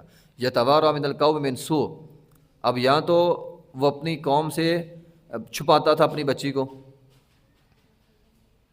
چونکہ بیٹی پیدا ہوئی ہے تو اس خبر کو دینے سے وہ چھپاتا تھا کہ لوگ جو ہیں وہ مجھے رسوا کریں گے. ٹھیک ہے، ایمسکہ علی ہون ام یدسہ فی التراب، یا تو وہ ذلت بنا کر رکھ لیتا تھا. ذلت سے مراد یا تو وہ یہ سمجھتا تھا کہ اب میں نے لوگوں کی نظروں میں ذلیل ہونا ہے، تو لوگ ذلیل کرتے تھے، اور یہ دیکھو یہ بیٹی والا آ گیا، یہ بیٹی والا آ گیا، یہ بیٹی والا آ گیا، یہ بیٹی والا آ گیا. ٹھیک ہے، آج کے دور میں بھی اتنی جہالت موجود ہے کہ اگر کسی کے ہاں بیٹی پیدا ہو جائے تو اسے مبارک دینے کے بجائے ایسا جملہ یا ایسا انداز اپنایا جاتا ہے کہ جیسے پتہ نہیں کوئی اس کا کوئی ہے نا وہ نقصان ہو گیا. ٹھیک ہے نا، تو اس قسم کے جملے آج کے زمانے میں بولے جاتے ہیں اور مسلمان بولتے ہیں، جبکہ بیٹیاں یہ اللہ تعالیٰ کی رحمت ہوتی ہیں. نبی علیہ الصلوۃ والسلام کی حدیث ہے، آپ علیہ الصلوۃ والسلام نے فرمایا جس کو اللہ تعالیٰ 2 بیٹیاں دے اور 2 بیٹیوں کی اس نے اچھی تربیت کی اور پھر ان دونوں کی دین کے اعتبار سے آگے شادی کر دی، نکاح کر دیا دیندار گھرانے میں، کل قیامت کے دن وہ شخص اور میں جنت میں اس طرح ملے ہوئے ہوں گے جس طرح یہ 2 انگلیاں ملی ہوئی ہوتی ہیں۔ تو جس کے پاس 2 بچیاں ہیں، 2 بیٹیاں ہیں، وہ اچھی پرورش کر کے اچھی جگہ ان کا نکاح کر دے تو اس کے لیے جنت پکی ہے۔ یعنی آپ اس کو یوں سمجھے، بیٹیاں والدین کے لیے جنت میں جانے کا دروازہ ہے، جنت میں جانے کی گارنٹی ہے، جنت میں جانے کا جو ہے نا وہ سرٹیفکیٹ ہے۔ تو یہ بندہ دکھائے گا یہ میری 2 بیٹیاں تھیں، میں نے اچھی پرورش کی، اور اس کو جو ہے وہ جنت کے اندر پہنچا دیا جائے گا۔ تو ام یدسہ فی التراب، ٹھیک ہے، یا وہ کیا کرتا تھا، مٹی کے اندر زندہ دفن کر دیتا تھا۔ تو بچیوں کو پیدا جب ہوتی تو یا تو وہ ذلت برداشت کرتا تو یا پھر اپنی بچیوں کو جو ہے وہ زندہ دفن کر دیتا۔ تو یہ تو عرب کی باتیں ہیں نا۔ آج کے دور میں ہمارا معاشرہ اتنی پستی کا شکار ہو چکا ہے کہ آج بھی لوگ جو ہے وہ بیٹیوں کو ختم کر دیتے ہیں۔ اگر پتہ چل جائے نا بیٹی پیدا ہونی ہے تو بیٹیوں کو پیدا ہونے سے پہلے جو ہے وہ ختم کر دیا جاتا ہے تاکہ کسی کو پتہ نہ چلے کہ ہمارے ہاں جو ہے وہ بیٹی پیدا ہوئی ہے۔ تو آج بھی لوگ بیٹیوں سے اتنی نفرت کرتے ہیں، لیکن یہ نفرت جاہلانہ ہے اور گھٹیا حرکت ہے، جبکہ بیٹی بھی اللہ تعالیٰ کی دین ہے اور بیٹا بھی اللہ تعالیٰ ہی دیتے ہیں۔ اللہ جس کو چاہتا ہے بیٹی دیتا ہے، جس کو چاہتا ہے بیٹے دیتا ہے، جس کو چاہتا ہے ملے جلے بیٹیاں اور بیٹے دے دیتا ہے۔ اللہ نے اپنے انبیاء کو صرف بیٹیاں دی۔ شعیب علیہ السلام کی بیٹیاں تھیں، ہمارے پیغمبر علیہ السلام اگرچہ آپ کے بیٹے ہوئے لیکن بیٹے آپ کے فوت ہو گئے اور بیٹیاں زندہ رہیں، آپ کی بیٹیاں زندہ رہیں۔ بی بی فاطمہ آپ کی بیٹی تھی، ٹھیک ہے، حضرت زینب آپ کی بیٹی تھی، ام کلثوم آپ کی بیٹی تھی، رقیہ آپ کی بیٹی تھی۔ تو یہ 4 بیٹیاں ہمارے پیغمبر علیہ السلام کی تھیں۔ تو اللہ نے ہمارے پیغمبر کو بھی بیٹیاں دی ہیں، تو یہ رحمت ہے، تو اس لیے اللہ تعالیٰ نے ہمارے پیغمبر کو جو ہے وہ عطا کی ہے۔ تو بیٹیوں کا ہونا حیرانگی تو اس بات کی ہوتی ہے، جو ماں اپنی بیٹی سے نفرت کر رہی ہے وہ بھی تو بیٹی تھی، وہ بھی تو کسی گھر میں پیدا ہوئی تھی، ٹھیک ہے۔ ماں نفرت کر رہی ہوتی ہے بیٹی سے، بیٹا ہونا چاہیے تھا، یہ تو بیٹی ہو گئی ہے۔ اور بھائی ماں بھی بیٹی تھی، وہ بھی کسی کے گھر میں ایک وقت میں پیدا ہوئی تھی، تو اس لیے بیٹیوں سے نفرت جو ہے وہ نہیں کرنی چاہیے۔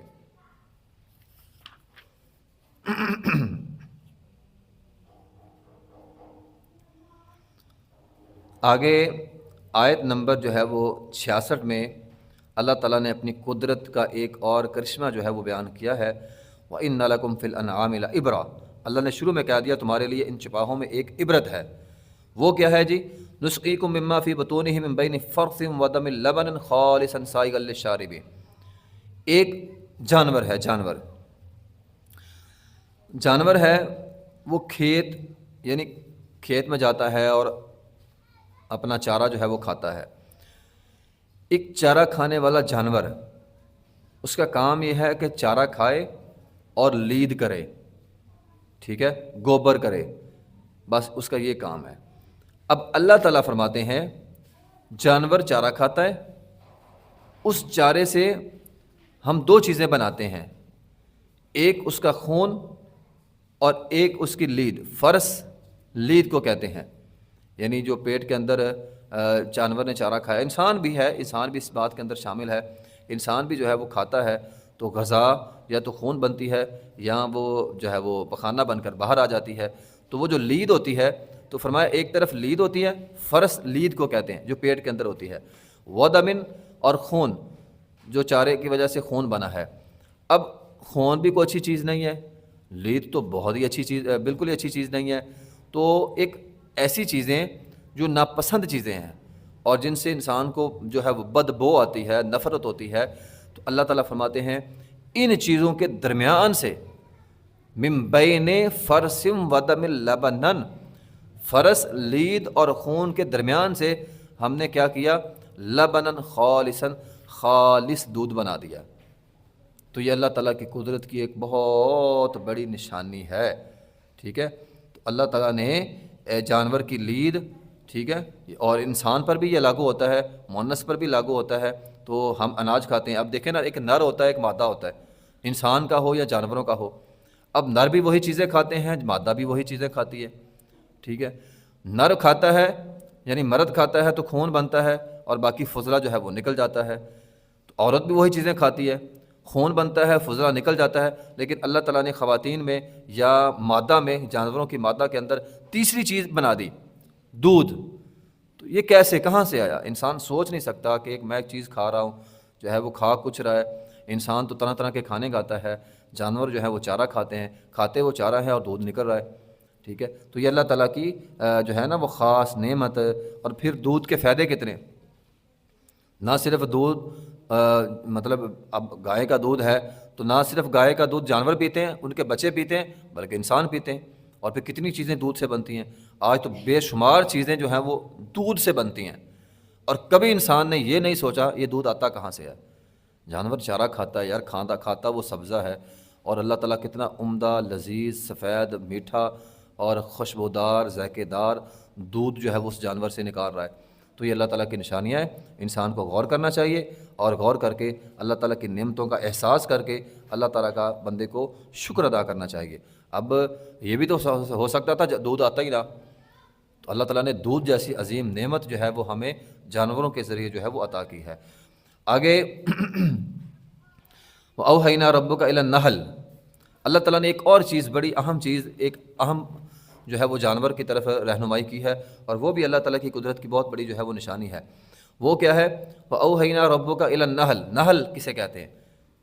مکھی، جس کو ہم یہ کہتے ہیں نا شہد کی مکھی، تو نحل کہتے ہیں۔ ایک تو چھوٹی مکھی ہوتی ہے نا، تو ایک بڑی، یہ عموماً جو گھروں کے اندر پائی جاتی ہے اسے تو ذباب کہا جاتا ہے عربی میں، اور ایک بڑی مکھی ہوتی ہے جس کو نحل کہتے ہیں، اور جو شہد بناتی ہے، ٹھیک ہے۔ انِتَّخِذِي مِنَ الْجِبَالِ بُيُوتًا، اب جو ہے نا شہد کی مکھی، وہ کیا کرتی ہے؟ وہ پہاڑوں میں، ٹھیک ہے، درخت، وَمِنَ الشَّجَرِ، درختوں میں، اور اپنے گھر بناتی ہے، ٹھیک ہے۔ تو ان کے وہ جو گھر ہے نا وہ بھی کمال کے گھر ہوتے ہیں۔ اب دیکھیں تھوڑا سا انسان اگر غور کرے، یہ ثم کلی من کل الثمرات فاسلکی سبل ربک ذللا یخرج من بطونها شراب، ٹھیک ہے۔ تو مختلفا الوانہ فیہا شفاء للناس، اس میں اللہ تعالیٰ نے بہت ساری باتیں جو ہیں وہ بیان کر دی ہیں۔ ایک تو اللہ تعالیٰ فرماتے ہیں، جس طرح ہم نے پیچھے جانوروں کے متعلق بیان کیا ہے کہ اللہ تعالیٰ جانور جو ہے وہ کھیت کھاتا ہے، کھاتا چارہ ہے، اور اس سے جو ہے وہ ہم نے عمدہ دودھ جو ہے وہ نکالا ہے۔ اسی طرح ایک شہد کی مکھی ہے۔ اب تو پہلے تو شہد کی مکھی کا ایک نظم اللہ تعالیٰ نے بیان کیا کہ شہد کی ایک مکھی کتنا منظم ایک چھتا بناتی ہے، اور پھر اس سے بھی پہلے شہد کی مکھی کے اندر یہ نظم و ضبط ہے کہ ان کی باقاعدہ ایک ملکہ ہوتی ہے، ٹھیک ہے۔ مکھیوں کی ایک سردار ہوتی ہے، اور اس کے حکم سے یہ ساری مکھیاں جھنڈ کی شکل میں نکلتی ہیں۔ آپ نے دیکھا ہوگا مکھیاں جو شہد کی ہوتی ہیں یہ بہت کم آپ کو اکیلی اکیلی نظر آئیں گی، یہ عموماً جھنڈ کی شکل میں جاتی ہیں۔ تو پورا ان کا ایک جتھا ہوتا ہے، جھنڈ ہوتا ہے، وہ جاتا ہے اور ایک جگہ پہ بیٹھ جاتا ہے، اور بیٹھ کر پھر ایک چھتا بناتا ہے، اور کمال درجے کا بڑے زاویے کے اندر جو ہے وہ چھتا بناتا ہے، بڑے بڑے چھتے بنا لیتا ہے، اور پھر ہوتے کتنا نرم چھتا ہوتا ہے، اور اس کے اندر جو ہے وہ آپ دیکھیں نا، کھاتی مکھی چوستی پھول ہے، رس ہے، وہ بھی اس کے پیٹ کے اندر جاتا ہے۔ تو ہونا تو یہ چاہیے تھا کہ جس طرح انسان جو ہے وہ رس پیتا ہے یا کوئی بھی پھل کھاتا ہے تو خون بن جاتا ہے یا فضلہ جو ہے وہ نکل جاتا ہے، تو مکھی کے ساتھ بھی ایسا ہونا چاہیے تھا، مکھی جو بھی کھائے وہ اس کا خون بن جائے یا نکل جائے۔ لیکن اللہ تعالیٰ نے جس طرح جانوروں کے اندر تیسری چیز دودھ کو رکھ دیا، شہد کی مکھی میں اللہ نے تیسری چیز شہد کو رکھ دیا، اور کتنا عمدہ ترین، میٹھا ترین اور لاجواب جو ہے وہ شہد ایک مکھی جو ہے وہ تیار کر رہی ہے، مکھی جو ہے وہ تیار کر رہی ہے۔ اب ایک تو اس کے رنگ زرد رنگ کا بھی ہوتا ہے، سفیدی مائل بھی ہوتا ہے، سرخی مائل بھی ہوتا ہے، شہد سیاہی مائل بھی ہوتا ہے، مختلف جو ہے وہ اس کے رنگ ہوتے ہیں۔ احادیث میں نبی علیہ السلام نے شہد کی بہت ساری جو ہے نا فضائل بیان کی ہیں، اور جس طرح قرآن کہتا ہے شفاء للناس ہے شہد، تو یہ شفاء للناس ہے، اس کا فائدہ یہ ہے کہ یہ انسانوں کے لیے شفا ہے۔ نبی علیہ السلام کے پاس ایک شخص آیا، اس نے کہا میرے بھائی کے پیٹ میں درد ہے، خرابی ہے۔ آپ علیہ السلام نے فرمایا اس کو شہد پلاؤ، تو جا کر جو ہے وہ شہد پلایا تو اس کا پیٹ جو ہے وہ اور خراب ہو گیا۔ پھر نبی علیہ السلام کے پاس آیا تو کہا جی آپ نے فرمایا اس کو شہد پلاؤ، تو شہد پلایا، اس کا پیٹ جو ہے وہ اور خراب ہو گیا۔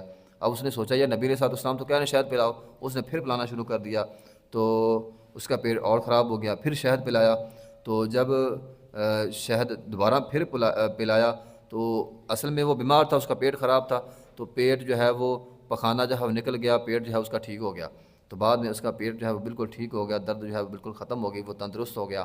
تب اس نے کہا، یہ بخاری کی حدیث ہے، اللہ اور اللہ کا رسول سچے ہیں کہ اللہ کے رسول نے کہا شہد پلاؤ، تو شہد پلایا اور اس کی بیماری جو ہے وہ ٹھیک ہو گئی۔ نبی علیہ السلام نے فرمایا 3 چیزوں کے اندر اللہ تعالیٰ نے شفا رکھی ہے، شہد پینے میں اور سینگی لگوانے میں اور آگ سے داغنے میں، لیکن میری امت کو اللہ تعالیٰ نے آگ سے داغنے سے منع کر دیا۔ تو جنگوں کے اندر جب زخم ہوتا تھا تو آگ سے داغ کر اس زخم کو جو ہے وہ آرام دیا جاتا تھا، تو فرمایا میری امت کے اندر زخم کو داغنا تو نہیں ہے، لیکن البتہ سینگی لگوانا اور شہد کو پینا، اس کے اندر اللہ تعالیٰ نے جو ہے وہ شفا جو ہے وہ بندے کے لیے رکھی ہے۔ تو شہد کا استعمال کرنا چاہیے، خود بھی بچوں کو بھی جو ہے وہ شہد تھوڑا تھوڑا ضرور دیں، اور اس کے اندر اللہ تعالیٰ نے شفا رکھی ہے۔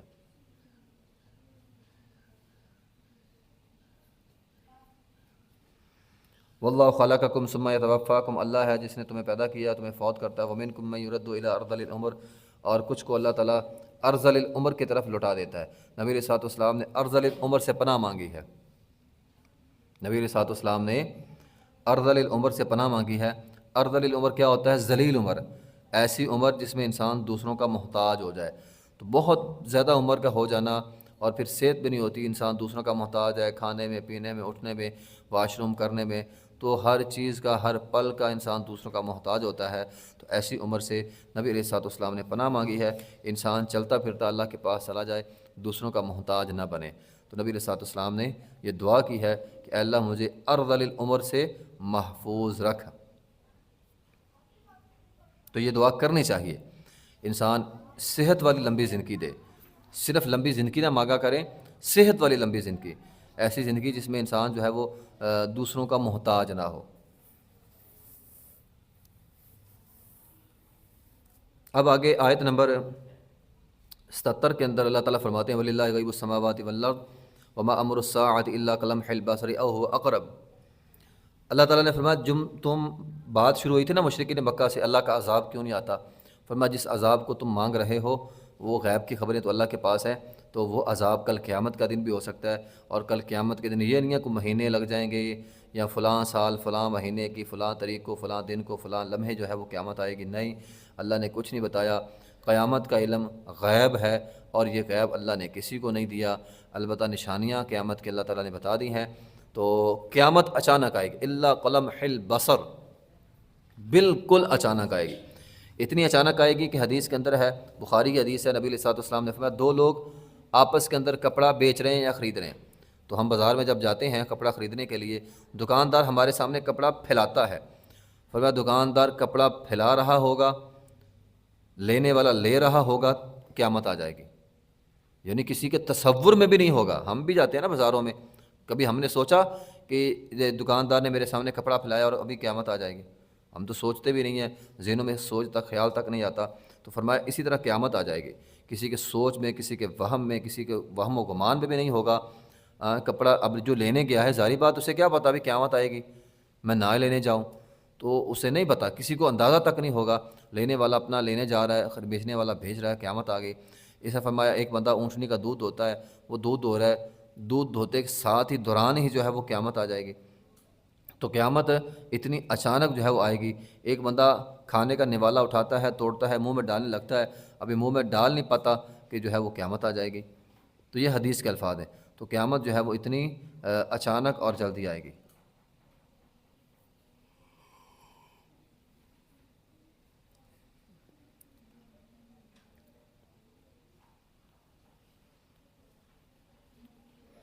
واللہ اخرجکم من بطون امہاتکم لا تعلمون شیئا، ماؤں کے پیٹوں میں کیا ہے کوئی نہیں جانتا۔ وجعل لکم السمع والابصار والافئدہ لعلکم تشکرون، اولم یروا الی الطیر مسخرات فی جو السماء ما یمسکہن الا اللہ۔ اب پرندوں کے حوالے سے اللہ تعالیٰ نے بات کی ہے۔ اب دیکھیں پہاڑ کے اندر تو، ہواؤں کے اندر تو ایک ہم کاغذ بھی لہرائیں اور رکھیں تو وہ بھی نہیں ٹکتا، تو اتنے بڑے بڑے پرندے وہ جو ہیں وہ ہواؤں کے اندر ٹکتے ہیں، اپنے پروں کو پھیلا کر، پروں کو سمیٹ کر جو ہے وہ ہواؤں کے اندر اللہ تعالیٰ نے ان کو مسخر کر دیا ہے، وہ چلتے ما یمسکہن الا اللہ۔ اب ان پرندوں کو ہواؤں کے اندر کس نے ٹھہرایا ہوا ہے؟ تو اللہ کی ذات ہے جس نے ان ہواؤں میں پرندوں کو تیرنا سکھایا۔ جس طرح ہم سمندر میں پانی میں تیرتے ہیں نا، تو یہ اوپر جو ہے وہ پرندے ہواؤں کے اندر جو ہے وہ تیرتے ہیں۔ تو یہ سورہ نحل جو ہے وہ ساری کی ساری اللہ کی قدرت کی نشانیوں میں جو ہے وہ بھری ہوئی ہے۔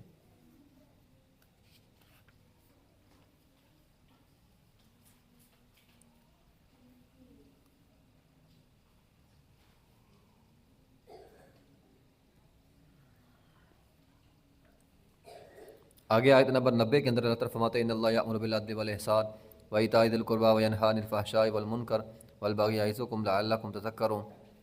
ٹھیک ہے، اللہ تعالیٰ نے حکم دیا ہے، کس چیز کا اللہ تعالیٰ نے حکم دیا؟ چند چیزوں کا یہاں پہ اللہ تعالیٰ نے حکم دیا بالعدل۔ عدل کا عدل کیا ہوتا ہے؟ عدل ہوتا ہے کہ توازن برقرار رکھ کر خرچ کرنا، دینا کسی کو، یعنی جو ہے نا وہ دوسروں کا حق مارے بغیر کسی کو اس کا حق ادا کرنا، یہ ہوتا ہے عدل۔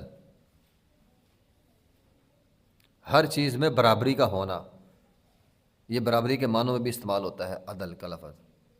ٹھیک ہے،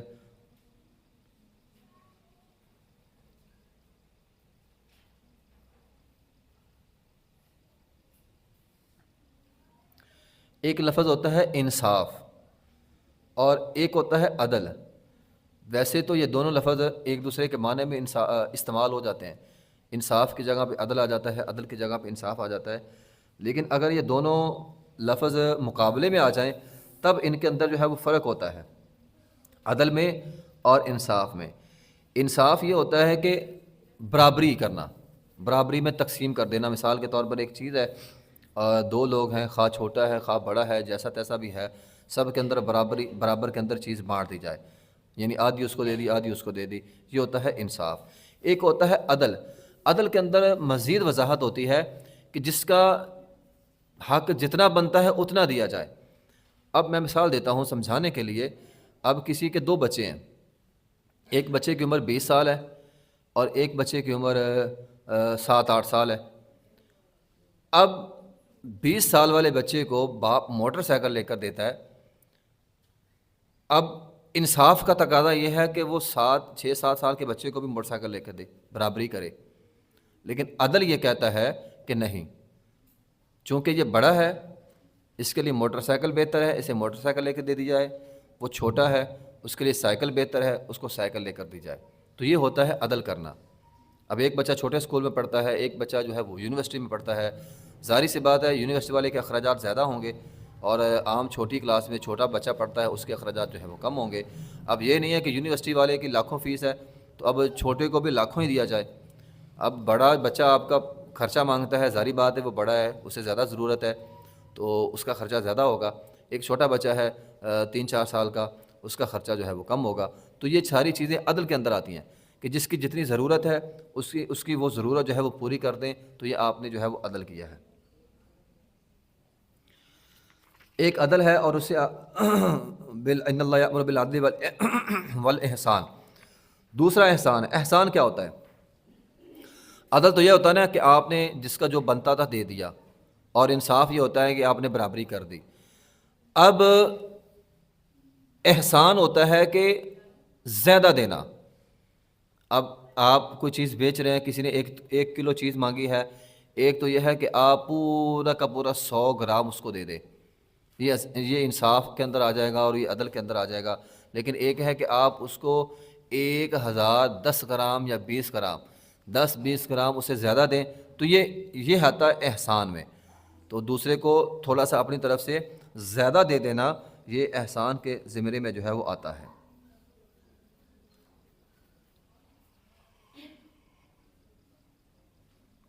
یعنی آپ عدل اور احسان میں یہی فرق کریں گے کہ عدل برابری کے اندر استعمال ہوتا ہے، جس کا جو بنتا ہے وہ دینا چاہیے، اور احسان کے اندر ہوتا ہے جس کا جو بنتا ہے وہ دیں اور اس کے اوپر اسے مزید تھوڑا سا زیادہ بھی دے دیں۔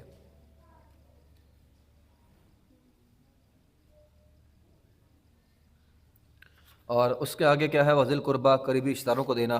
تو یہ بڑی اہم بات ہے، ضروری بات ہے. ماہ رمضان کا مہینہ ہے اور اس میں لوگ خرچ کرتے ہیں، خاص طور پہ زکوٰۃ دینی ہوتی ہے اور جو ہے وہ فطرانہ جو ہے وہ بھی دینا ہوتا ہے.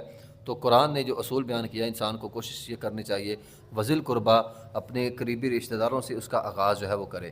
تو اپنے صدقہ و خیرات سب سے پہلے قریبی رشتہ داروں کو دینا چاہیے. جو آپ کے رشتہ دار بھی ہیں اور غریب مسکین بھی ہیں، ان کا حق جو ہے وہ زیادہ بنتا ہے. ٹھیک ہے، اس کے اندر دوہرا ثواب ملے گا، ایک صدقہ کرنے کا اور ایک جو ہے وہ آپ کی رشتہ داری نبھانے کا. وَيَنْهَى عَنِ الْفَحْشَاءِ وَالْمُنْكَرِ، فحاشی سے منع کرتا ہے. وَفَحْشَاءِ وَالْمُنْكَرِ وَالْبَغْيِ، اور سرکشی سے. منکرات جو بھی گناہ کا کام ہے، شریعت سے بڑھ کر کام ہے، وہ منکر ہوتا ہے. جو شریعت جس کام سے روک رہی ہے آپ وہ کام کر رہے ہیں تو وہ منکرات کے اندر جو ہے وہ چلا جاتا ہے.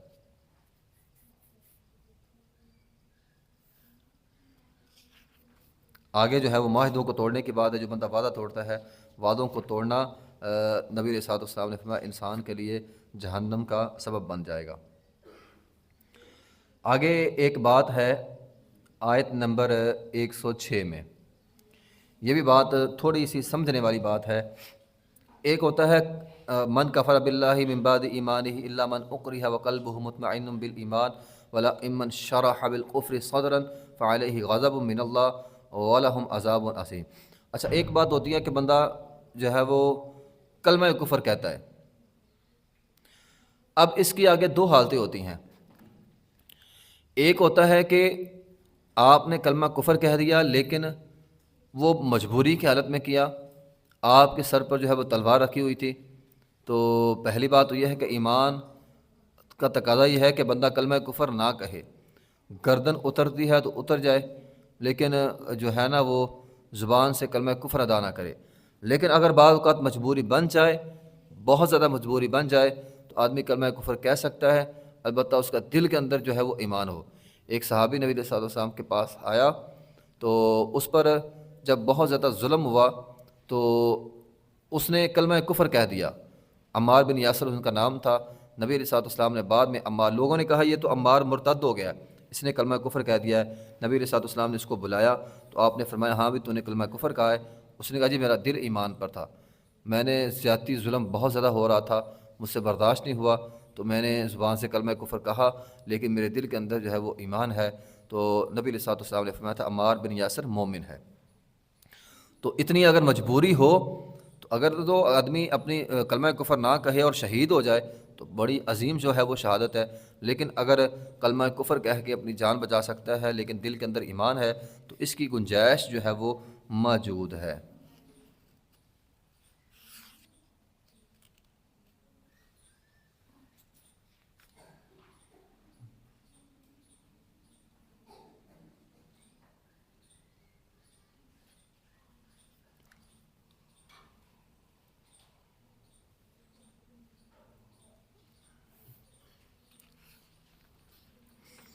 آگے یہ ہماری سورت جو ہے وہ مکمل ہے.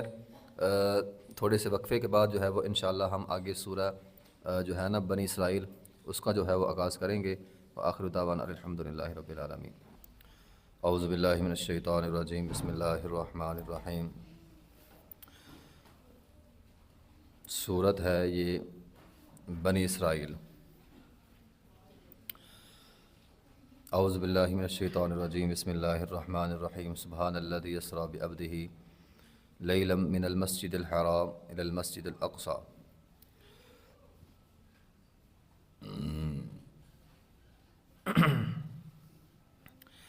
الی المسجد الاقصی الذی بارکنا حولہ لنریہ من آیاتنا انہ هو السمیع العلیم. اس صورت کے آغاز میں اللہ تعالیٰ نے واقعہ معراج اس کا جو ہے وہ تذکرہ کیا ہے.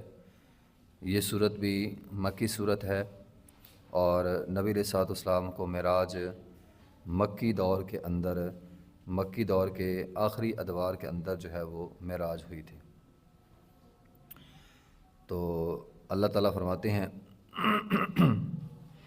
کہ ہم نے اپنے پیغمبر کو، سبحان الذی، پاک ہے وہ ذات، اسرا، جس نے اپنے پیغمبر کو اسرا سیر کروائی.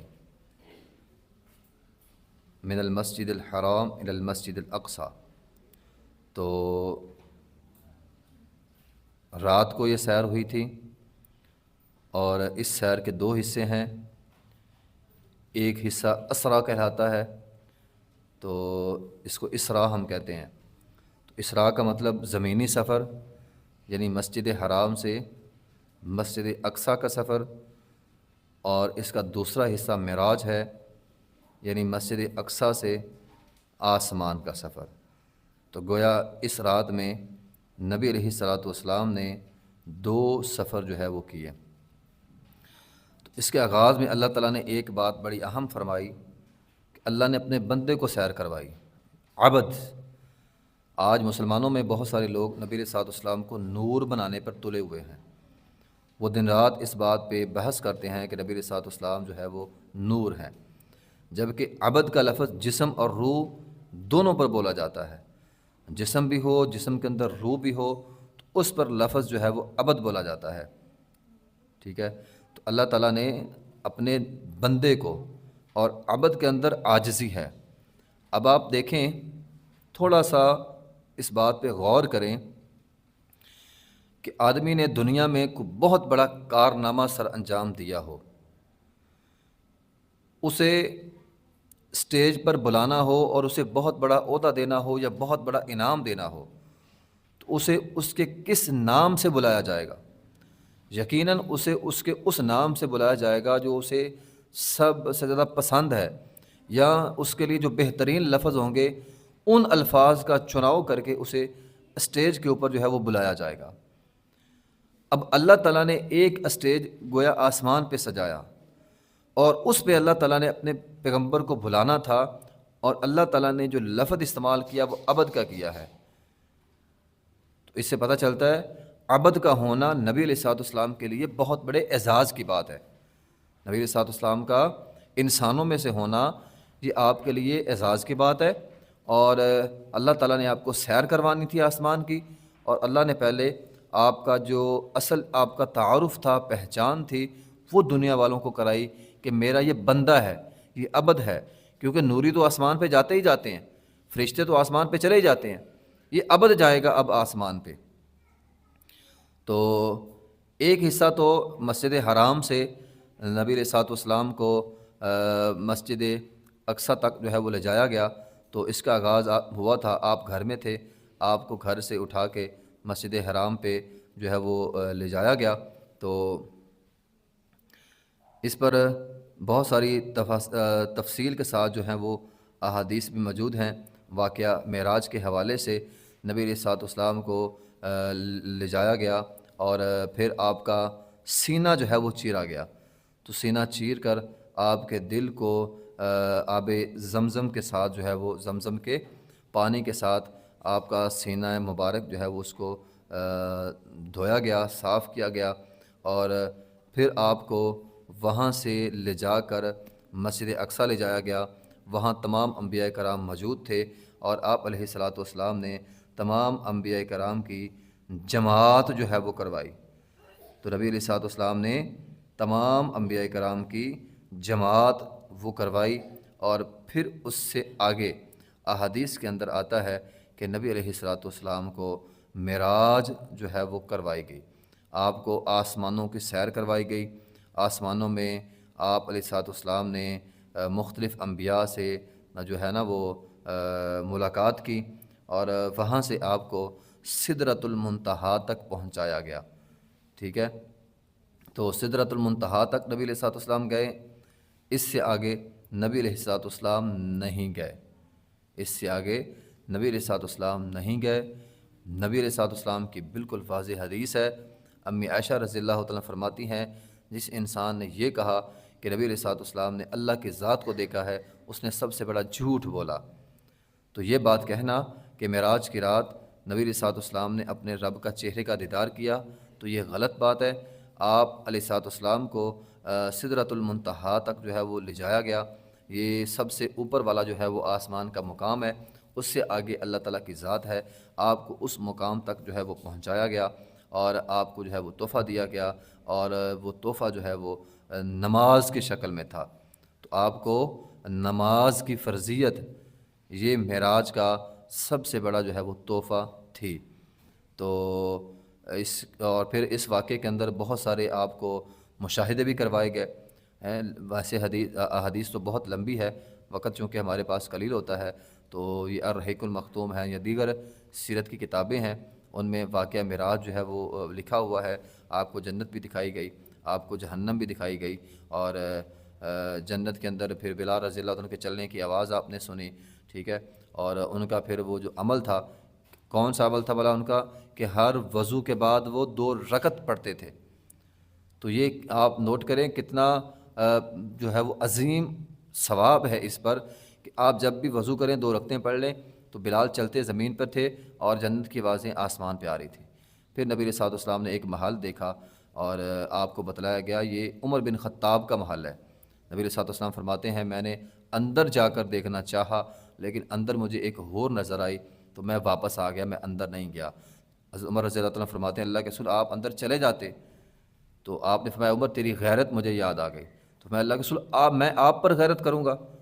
تو فرمایا نہیں۔ نبی علیہ الصلوۃ والسلام بہرحال اندر نہیں گئے۔ تو اسی طرح آپ کو عذابات ہوتے آپ نے دیکھے، ٹھیک ہے۔ تو مختلف قسم کے عذابات جو ہے وہ جہنم کے اندر جہنمیوں کو ہو رہے تھے، کسی کی بات چیز کسی بہرحال مختلف عذاب تھے، یہ لمبی ایک حدیث موجود ہے۔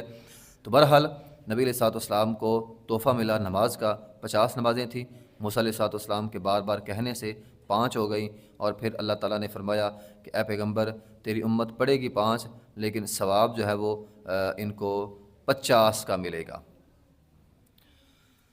تو مسجد حرام سے مسجد اقصیٰ یعنی بیت المقدس تک لے جایا گیا۔ بیت المقدس وہ جگہ ہے، مسجد اقصیٰ وہ جگہ ہے الذی بارکنا حولہ، اس کے ارد گرد اللہ تعالیٰ نے برکت نازل کی ہے، چونکہ یہ انبیاء کا مسکن ہے، انبیاء یہاں پہ رہتے رہے ہیں، انبیاء آتے رہے ہیں، تو اس لیے اللہ تعالیٰ نے اس جگہ کو جو ہے وہ بابرکت بنایا ہے۔ تو مسجد اقصیٰ انبیاء کی وجہ سے بابرکت ہوئی، اور مسجد حرام ابراہیم علیہ الصلوۃ والسلام کی وجہ سے بابرکت ہوئی، اور مسجد نبوی نبی علیہ الصلوۃ والسلام نے دعا کی، اور آپ کی دعا کی وجہ سے مسجد نبوی جو ہے وہ بابرکت ہوئی۔ وَآتَيْنَا مُوسَى الْكِتَابَ وَجَعَلْنَاهُ هُدًى لِبَنِي إِسْرَائِيلَ أَلَّا تَتَّخِذُوا مِن دُونِي وَكِيلًا ذُرِّيَّةً مَّنْ حَمَلْنَا مَعَ نُوحٍ ذُرِّيَّةً مَّنْ حَمَلْنَا مَعَ نُوحٍ۔ اب یہ جو لفظ ہے نا ذُرِّيَّةً مَّنْ حَمَلْنَا مَعَ نُوحٍ، اس کے اندر بڑی ایک بات پتہ چلتی ہے۔ یہ جو نوح علیہ الصلوۃ والسلام کو آدم ثانی کہا جاتا ہے نا، یہ غلط جملہ ہے۔ آدم علیہ الصلوۃ والسلام آدم، اور لکھا جاتا ہے نوح علیہ الصلوۃ والسلام کے بارے میں یہ آدم ثانی ہے۔ تو قرآن کا اس حصے نے اس جملے کا انکار کر دیا۔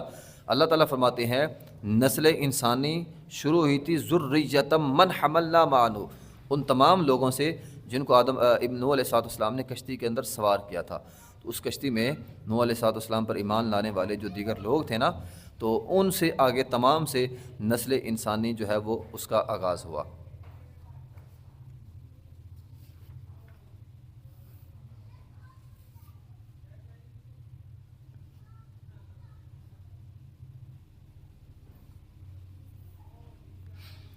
آگے آیت نمبر 9 کے اندر اللہ تعالیٰ فرماتے ہیں ان ھذا القرآن یہدی للتی ہی اقوم، ٹھیک ہے۔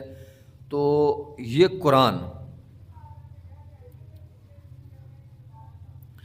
ان ھذا القرآن، بے شک یہ جو قرآن ہے وہ سیدھا راستہ دکھاتا ہے اس کو جو سیدھا ہے، جو اقوم ہے، وہ راستہ جو ہے وہ قرآن دکھاتا ہے۔ جو سب سے سیدھا راستہ ہوتا ہے، سب سے درست راستہ ہے، قرآن انسان کو وہ راستہ دکھاتا ہے، لیکن بشرط یہ کہ آدمی قرآن کے راستے پر چلے تو صحیح۔ جب انسان قرآن کے راستے پر چلتا ہے تو قرآن انسان کو جو ہے وہ بہترین راستہ جو ہے وہ دکھاتا ہے۔ وَيُبَشِّرُ الْمُؤْمِنُونَ الَّذِينَ يَعْمَلُونَ الصَّالِحَاتِ أَنَّ لَهُمْ أَجْرًا كَبِيرًا وَأَنَّ الَّذِينَ لَا يُؤْمِنُونَ بِالْآخِرَةِ أَعْتَدْنَا لَهُمْ عَذَابًا أَلِيمًا۔ تو قرآن جو ہے وہ بہترین راستہ ہے۔ وَيَدْعُ الْإِنسَانُ بِالشَّرِّ دُعَاءُهُ بِالْخَيْرِ وَكَانَ الْإِنسَانُ عَجُولًا۔ اللہ تعالیٰ فرماتے ہیں کہ انسان جو ہے نا وہ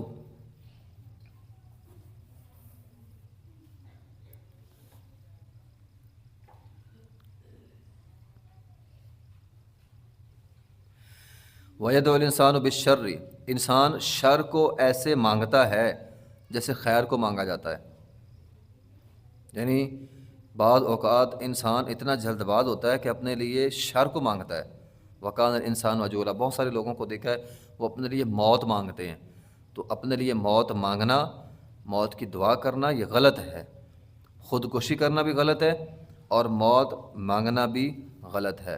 بہرحال انسان کے وجود کے اندر جلد بازی رکھ دی گئی ہے۔ وہ آپ دیکھیں نا، ہم یہ تو موت کی بات ہے، ہم جلد بازی میں کیا کرتے ہیں؟ کبھی غور کیا کریں، لوگ اپنے بچوں کو برا بھلا کہہ رہے ہوتے ہیں، بعض لوگ اپنے بچوں کو، بعض مائیں اپنے بچوں کو بددعائیں دے رہی ہوتی ہیں۔ تو یہ وکان الانسان عجولا ویدعو الانسان بالشر دعاء بالخیر، انسان اپنوں کے لیے شر مانگ رہا ہے، اپنی اولاد کے لیے۔ اب آپ اپنی اولاد کو اللہ نہ کرے بددعا دیں اور بددعا قبول ہو جائے تو ماں نے کہہ دیا تیرا ککھ نہ رہے اور اس کا واقعی ککھ نہیں رہتا بعد میں، تو اپنی اولاد کو بددعائیں نہیں دینی چاہیے۔ میں نے سنا تھا امام کعبہ جو تھے السدیس، ان کے بارے میں یہ مشہور ہے، یہ خود اپنا واقعہ وہ خود سناتے ہیں کہ میں یہ واقعہ اس لیے سنانے لگا ہوں کہ ہمیں اپنی اولادوں کی تربیت کیسے کرنی ہے۔ تو انہوں نے بڑا یہ حیرت انگیز واقعہ سنایا تھا کہ وہ کہتے ہیں کہ میں بچہ تھا، جب چھوٹا بچہ تھا نا تو بڑا میں شرارتی تھا، بہت زیادہ میں شرارتی تھا۔ اب یہ دھیان سے سننا ہے اور پھر غور کرنا ہے کہ ہم کیا کرتے ہیں، اللہ تعالیٰ بندوں کو کیسے عظمت دیتا ہے۔ کہتے ہیں میں بہت زیادہ شرارتی تھا، ہمارے گھر میں مہمان آنے تھے، میری ماں نے، ہمارے گھروں میں بھی مہمان آنے ہوں تو مائیں گھروں میں بڑا کچن میں گھنٹوں کھڑی ہو کر کھانا جو ہے وہ تیار کرتی ہیں۔ تو کہتے ہیں میری ماں نے گھنٹوں کھڑے ہو کر کھانا تیار کیا اور میں بڑا شرارتی تھا، مجھے شرارت یہ سوجی کہ جب کھانا تیار ہو گیا میں نے نیچے سے مٹی اٹھائی اور کھانے کے اندر ڈال دی۔ اب آپ دیکھیں ہمارے ہاں ماشاءاللہ کو بچہ یہ حرکت کرے نا تو اوپر سے تھپڑوں کی بارش ہو جاتی ہے، لیکن وہ ایک ماں تھی تو فرماتے ہیں کہ میری ماں نے انتہائی غصے میں کہ جب اس نے گھنٹوں کھڑے ہو کر کھانا بنایا اور میں نے نیچے سے اٹھا کر مٹی اس کھانے میں ڈال دی، تو انتہائی غصے میں مجھے مارنے کی بجائے، مجھے گالیاں دینے کی بجائے، مجھے بددعائیں دینے کی بجائے میری ماں نے کہا تھا غصے میں، جا بیٹا رب تجھے کعبے کا امام بنا دے۔ تو کہتے ہیں آج میں کعبے کا امام ہوں۔ تو یہ میں نے واقعہ اس لیے سنایا ہے کہ ماں باپ کی دعائیں جو ہے نا وہ قبول ہوتی ہیں۔ تو خواہ مخواہ ویدعو الانسان بالشر دعاءہ بالخیر، خواہ مخواہ انسان اپنے لیے شر نہ مانگے، اپنے لیے بھی، اپنی اولاد کے لیے بھی۔ تو بچے اگر غلط حرکت کرتے ہیں تو آپ اسے بد دعا دینے کی بجائے اس کے حق میں خیر کی دعا کیوں نہیں کرتے؟ دو ہی چیزیں ہیں نا، یا تو آپ جلد بازی میں غصے میں بد دعائیں دیتے ہیں، تیرا فلاں نہ رہے، تیرا یہ ہو جائے، تیرا وہ ہو جائے۔ یہ بد دعائیں عموماً مرد بھی دیتے ہیں، خواتین بھی دیتی ہیں، باپ بھی دیتا ہے، مائیں بھی دیتی ہیں۔ اور دوسری بات یہ ہے کہ آپ یہ کہنے کے بجائے اس کے لیے خیر، اللہ اس کو ہدایت دے دے، اگر اس نے شرارت کی ہے، اس نے غلط کام کیا ہے، آپ یہ کہیں اے اللہ اسے ہدایت دے دے۔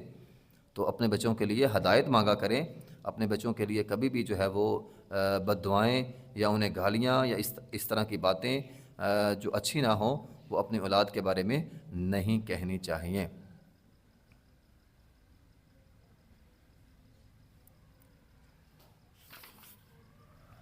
آگے آیت نمبر 13 کے اندر اللہ تعالیٰ فرماتے ہیں وَكُلَّ إِنسَانٍ أَلْزَمْنَاهُ طَائِرَهُ فِي عُنُقِهِ وَنُخْرِجُ لَهُ يَوْمَ الْقِيَامَةِ كِتَابًا يَلْقَاهُ مَنشُورًا اقرأ كِتَابَكَ كَفَىٰ بِنَفْسِكَ الْيَوْمَ عَلَيْكَ حَسِيبًا۔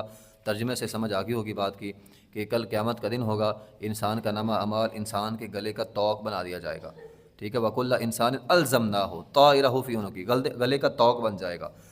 آج ہم یہ جتنی کرتوتیں کرتے ہیں نا دنیا میں، جو انسان جو عمل کرتا ہے انسان کے گلے میں طائر ویسے پرندے کو کہتے ہیں، تو انسان کا نامہ اعمال انسان کے گلے میں لٹکا دیا جائے گا، اور اگر نیک ہے تو اس کا نامہ اعمال اس کے گلے میں، اگر بد ہے تو اس کا نامہ اعمال اس کے گلے میں ڈال دیا جائے گا، اور کہا جائے گا اقرأ کتابک کفیٰ بنفسک اليوم علیک حسیبا، تیرا حساب ہم نے کیا کرنا ہے، تو اپنا حساب خود کر۔ تو میدان محشر کا دن چونکہ 50,000 سال کا دن ہوگا، تو اس دن میں ایک گھڑی ایسی بھی آئے گی کہ انسان اپنا حساب خود کرے گا۔ وہ یہ نہ کہے کہ اللہ نے میرے ساتھ جو ہے وہ زیادتی کر دی، میں نے تو پیپر ٹھیک لکھا تھا اور یہ جو ہے نا میرے ساتھ زیادتی ہو گئی۔ تو وہاں اللہ تعالیٰ فرمائے گا اپنا حساب ذرا خود کر، چیک کر تو نے کیا کیا گناہ جو ہے وہ کیے تھے۔ تو انسان کا نامہ اعمال انسان کے گلے میں ہوگا، انسان حساب کرے گا اپنا خود۔ من اہتدی فانما یہتدی لنفسہ ومن ضل فانما یضل علیہا ولا تزر وازرۃ وزر اخری۔ سب سے اہم بات یہ ہے کہ کل قیامت کے دن کوئی کسی کا بوجھ نہیں اٹھائے گا۔ ماں بیٹے کا، بیٹا ماں کا، آج ماں اور بیٹے کا بڑا پیار ہوتا ہے، بیٹی اور ماں کا بڑا پیار ہوتا ہے، والدین کا بڑا پیار ہوتا ہے، خاوند اور بیوی میں پیار ہوتا ہے، بہن بھائیوں میں پیار ہوتا ہے، لیکن وہاں کوئی کسی کا نہیں ہوگا، کوئی کسی کا نہیں ہوگا۔ ہر آدمی، خواہ مرد ہو عورت ہو، بیٹا ہو بیٹی ہو، ماں ہو باپ ہو، ہر کوئی اپنا وزن جو ہے وہ خود اٹھائے گا۔ کسی کے گناہ کا وبال کسی کے اوپر نہیں ڈالا جائے گا۔ آج تو بندہ گناہ کرتا ہے نا اور ملبہ کسی اور کے اوپر ڈال دیتا ہے، وہاں پہ ایسا نہیں ہوگا۔ جو گناہ کرے گا وہی جو ہے وہ بھگتے گا۔ آگے آیت نمبر 23 کے اندر اللہ تعالیٰ فرماتے ہیں وَقَضَىٰ رَبُّكَ أَلَّا تَعْبُدُوا إِلَّا إِيَّاهُ وَبِالْوَالِدَيْنِ إِحْسَانًا۔ اللہ تعالیٰ نے فیصلہ کیا ہے کہ اللہ تعالیٰ کے علاوہ کسی اور کی عبادت نہ کی جائے، تو توحید، الا تعبدوا الا ایاہ۔ اب عبادت کے اندر ساری چیزیں جو ہیں وہ شامل ہوتی ہیں، نظر و نیاز، ہر قسم کے چڑھاوے، یہ ساری چیزیں جو ہیں وہ خالصتاً اللہ کی رضا کے لیے ہونی چاہیے، تو اللہ کے علاوہ غیر اللہ کی عبادت نہیں ہونی چاہیے۔ وبالوالدین احسانا، والدین کے ساتھ حسن سلوک کرنا، والدین کے ساتھ اچھا کرنا، اس کا حکم جو ہے وہ اسلام ہمیں دیتا ہے۔ بہت ساری احادیث کے اندر اس کی وضاحت جو ہے وہ ملتی ہے۔ نبی علیہ السلام سے پوچھا گیا تھا میرے حسن سلوک کا سب سے حقدار کون ہے؟ آپ نے فرمایا تیری ماں، 3 مرتبہ ماں کہا، چوتھی مرتبہ باپ کہا، ٹھیک ہے۔ ایک حدیث میں نبی علیہ السلام نے فرمایا جس کا باپ ناراض ہو جائے اس سے اس کا رب ناراض ہو جاتا ہے، جس سے اس کا باپ راضی ہو جائے اس سے اس کا رب راضی ہو جاتا ہے۔ تو ماں کی فضیلت اپنی ہے، ماں کا احترام اپنا ہے، ماں کی شان اپنی ہے، باپ کا احترام، باپ کی عظمت، باپ کی شان وہ بھی اپنی ہے۔ تو حضرت اسماء بنت ابی بکر تھی، ایک ابو بکر صدیق رضی اللہ عنہ کی بیٹی تھی، امی عائشہ رضی اللہ عنہ کی بہن تھی۔ وہ مدینے میں آئی تو نبی علیہ السلام کے پاس آئی اور آ کر کہا اللہ کے رسول میری ماں مجھ سے ملنے آئی ہے لیکن وہ کافر ہے، تو میں اس کے ساتھ کیا کروں؟ آپ نے فرمایا اس کے ساتھ جو ہے وہ صلہ رحمی کرو۔ تو اگر ماں باپ کافر ہوں تو بھی صلہ رحمی، تو اگر مسلمان ہو پھر تو بالاولیٰ جو ہے وہ صلہ رحمی جو ہے وہ کرنی چاہیے، ٹھیک ہے۔ بندہ جب ماں باپ کی ساتھ حسن سلوک کرتا ہے، صلہ رحمی کرتا ہے، تو انسان کے گناہ جو ہیں وہ معاف ہو جاتے ہیں، ٹھیک ہے۔ تو ایک صحابی نبی علیہ السلام کے پاس آیا، اس نے کہا کہ میں نے بہت بڑا گناہ کیا ہے۔ ایک صحابی کے پاس ایک آدمی آیا، اس آدمی نے آ کر ایک صحابی کو کہا کہ میں نے بہت بڑا گناہ کیا، بہت بڑا گناہ کیا ہے۔ تو اس نے آگے سے کہا کہ تیری ماں ہے؟ اس نے کہا جی نہیں۔ تو وہ آگے سے خاموش ہو گئے۔ جب وہ چلا گیا تو پوچھنے والے نے پوچھا کہ اگر ماں ہوتی تو کیا کہتے میں نہیں جانتا کہ ماں ہوتی تو ماں کی خدمت سے بڑھ کر کوئی ایسی نیکی ہے جس سے بندے کے گناہ معاف ہو جاتے ہیں۔ تو انسان کے گناہ جو ہیں وہ والدین کی خدمت سے جو ہے وہ معاف ہوتے ہیں۔ وبالوالدین احسانا اما یبلغ، اب اللہ تعالیٰ نے پوری تفصیل جو ہے نا یہاں پہ بیان کی ہے کہ والدین کے ساتھ حسن سلوک کیسے کرنا ہے۔ اما یبلغن عندک الکبر احدہما او کلاہما، دونوں بوڑھے ہو جائیں یا دونوں میں سے ایک بوڑھا ہو جائے تو اسے اٹھا کے اولڈ ہاؤس میں نہیں بھیجنا ہے، ہمارے ہاں اولڈ ہاؤس بنے ہوتے ہیں، اٹھا کر والدین کو وہاں پہ بھیج دیا جاتا ہے، نہیں، ان کی خدمت کرنی ہے، ان کی خدمت کرنی ہے۔ تو خواتین کے لیے خواہ اپنے والدین ہوں یا خواہ شوہر کے والدین ہوں، اگر وہ بوڑھے ہو جائیں تو ان کی خدمت جو ہے وہ کرنی ہے۔ ولا فلا تقل لہما اف، انہیں اف تک نہیں کہنا۔ تو جو بزرگ ہوتے ہیں انہیں اف تک بھی نہیں کہنا چاہیے۔ ولا تنہرہما وقل لہما قولا کریما، ٹھیک ہے، انہیں ڈانٹنا نہیں ہے، ان کے لیے نرمی کے جملے جو ہے وہ بولنے ہیں، سخت جملہ والدین کے لیے جو ہے وہ نہیں کہنا۔ اور پھر یہاں ایک بات اور جو نبی علیہ السلام نے اس کی وضاحت کی ہے، آپ علیہ السلام نے فرمایا تم میں سے کوئی آدمی اپنے والدین کو برا بلا نہ کہے۔ صحابہ نے کہا جی ہم میں سے تو کوئی آدمی اپنے والدین کو برا بلا نہیں کہتا، تو آپ نے فرمایا کسی کے والدین کو برا بلا کہنا گویا اپنے والدین کو برا بلا کہنا ہے۔ آپ کسی بھی جو ہے نا وہ کوئی بھی بزرگ ہے یا کوئی بھی اماں جان ہے یا کوئی بھی بزرگ ہے، آدمی اس کو گالی نکالتا ہے یا کسی کے والدین کو گالی نکالتا ہے، وہ آگے سے آپ کے والدین کو گالی نکالے گا، گویا آپ نے اپنے والدین کو گالی نکالنے کا آپ سبب بن گئے۔ اس طرح آپ کسی بزرگ کو تنگ کرتے ہیں یا کسی اماں جان کو تنگ کرتے ہیں تو کوئی آپ کے والدین کو تنگ کرے گا، گویا آپ اپنے والدین کو تنگ کرنے کے سبب بن گئے، ٹھیک ہے۔ تو اس میں یہ بھی چیز ہے، نہ اپنے والدین کو برا بلا کہیں، نہ انہیں تنگ کریں، نہ کسی کے والدین کو برا بلا کہیں، نہ انہیں تنگ کریں، کہ اس کے عوض جو ہے وہ آپ کے والدین کو کوئی جو ہے وہ تنگ کرے۔ تو وَاخْفِضْ لَهُمَا جَنَاحَ الذُّلِّ مِنَ الرَّحْمَةِ، تو ہر وقت ان کے لیے بازو جھکا کے رکھنے۔ خدمت کا اگر موقع ملے والدین کی خدمت کا تو وہ موقع ضائع نہیں کرنا چاہیے، والدین کی خدمت جو ہے وہ ضرور کرنی چاہیے۔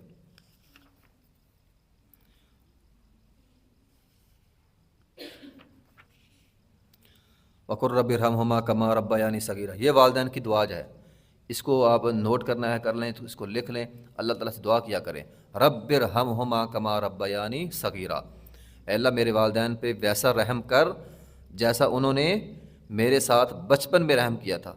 تو میرے ساتھ بچپن میں جو حسن سلوک انہوں نے کیا، میں بچہ تھا، میں تنگ بھی کرتا تھا، پیشاب بھی کرتا تھا، سارا کچھ تھا، لیکن میرے والدین نے میرے ساتھ شفقت والا معاملہ کیا، اے اللہ تو بھی ان کے ساتھ جو ہے وہ شفقت والا معاملہ جو ہے وہ کیا کر۔ تو والدین زندہ ہوں، والدین فوت ہو جائیں، دونوں کے لیے یہ دعا جو ہے وہ بڑی اہم دعا ہے، رب ارحمہما کما ربیانی صغیرا۔ اس سے آگے دیکھیں، حسن سلوک کا سب سے زیادہ حقدار انسان کے والدین ہوتے ہیں، ٹھیک ہے نا۔ اگر اللہ تعالیٰ نے کسی کو دیا ہے نا، مال دے دیا ہے، تو اس کے والدین جو ہیں وہ غریب ہیں، تو سب سے پہلے والدین کو دینا چاہیے۔ اس کے بعد وآتِ ذی القربیٰ حقہ المسکین، قریبی رشتہ داروں کو دیں، مسکینوں کو دیں، وابن السبیل، اور جو ہے وہ مسافروں کو دیں، ٹھیک ہے۔ تو اس میں ایک چیز جو ہے وہ اسلام نے رہنمائی کی ہے، وہ یہ ہے کہ آپ یتیموں کو دیں، مسکینوں کو دیں، قریبی رشتہ داروں کو دیں، سب کو دیں، والدین کو دیں، لیکن ولا تبذر تبذیرا، ولا تبذر تبذیرا نہیں ہونا چاہیے، فضول خرچی جو ہے وہ نہیں ہونی چاہیے، فضول خرچی۔ اب ہمارے ہاں لوگ فضول خرچی بہت زیادہ کرتے ہیں، تو ان المبذرین کانوا اخوان الشیاطین، فضول خرچی کرنے والے جو ہے وہ شیطان کے بھائی ہوتے ہیں۔ تو فضول خرچی کرنے والے شیطان کے بھائی ہوتے ہیں، تو فضول خرچی سے انسان کو جو ہے وہ بچنا چاہیے۔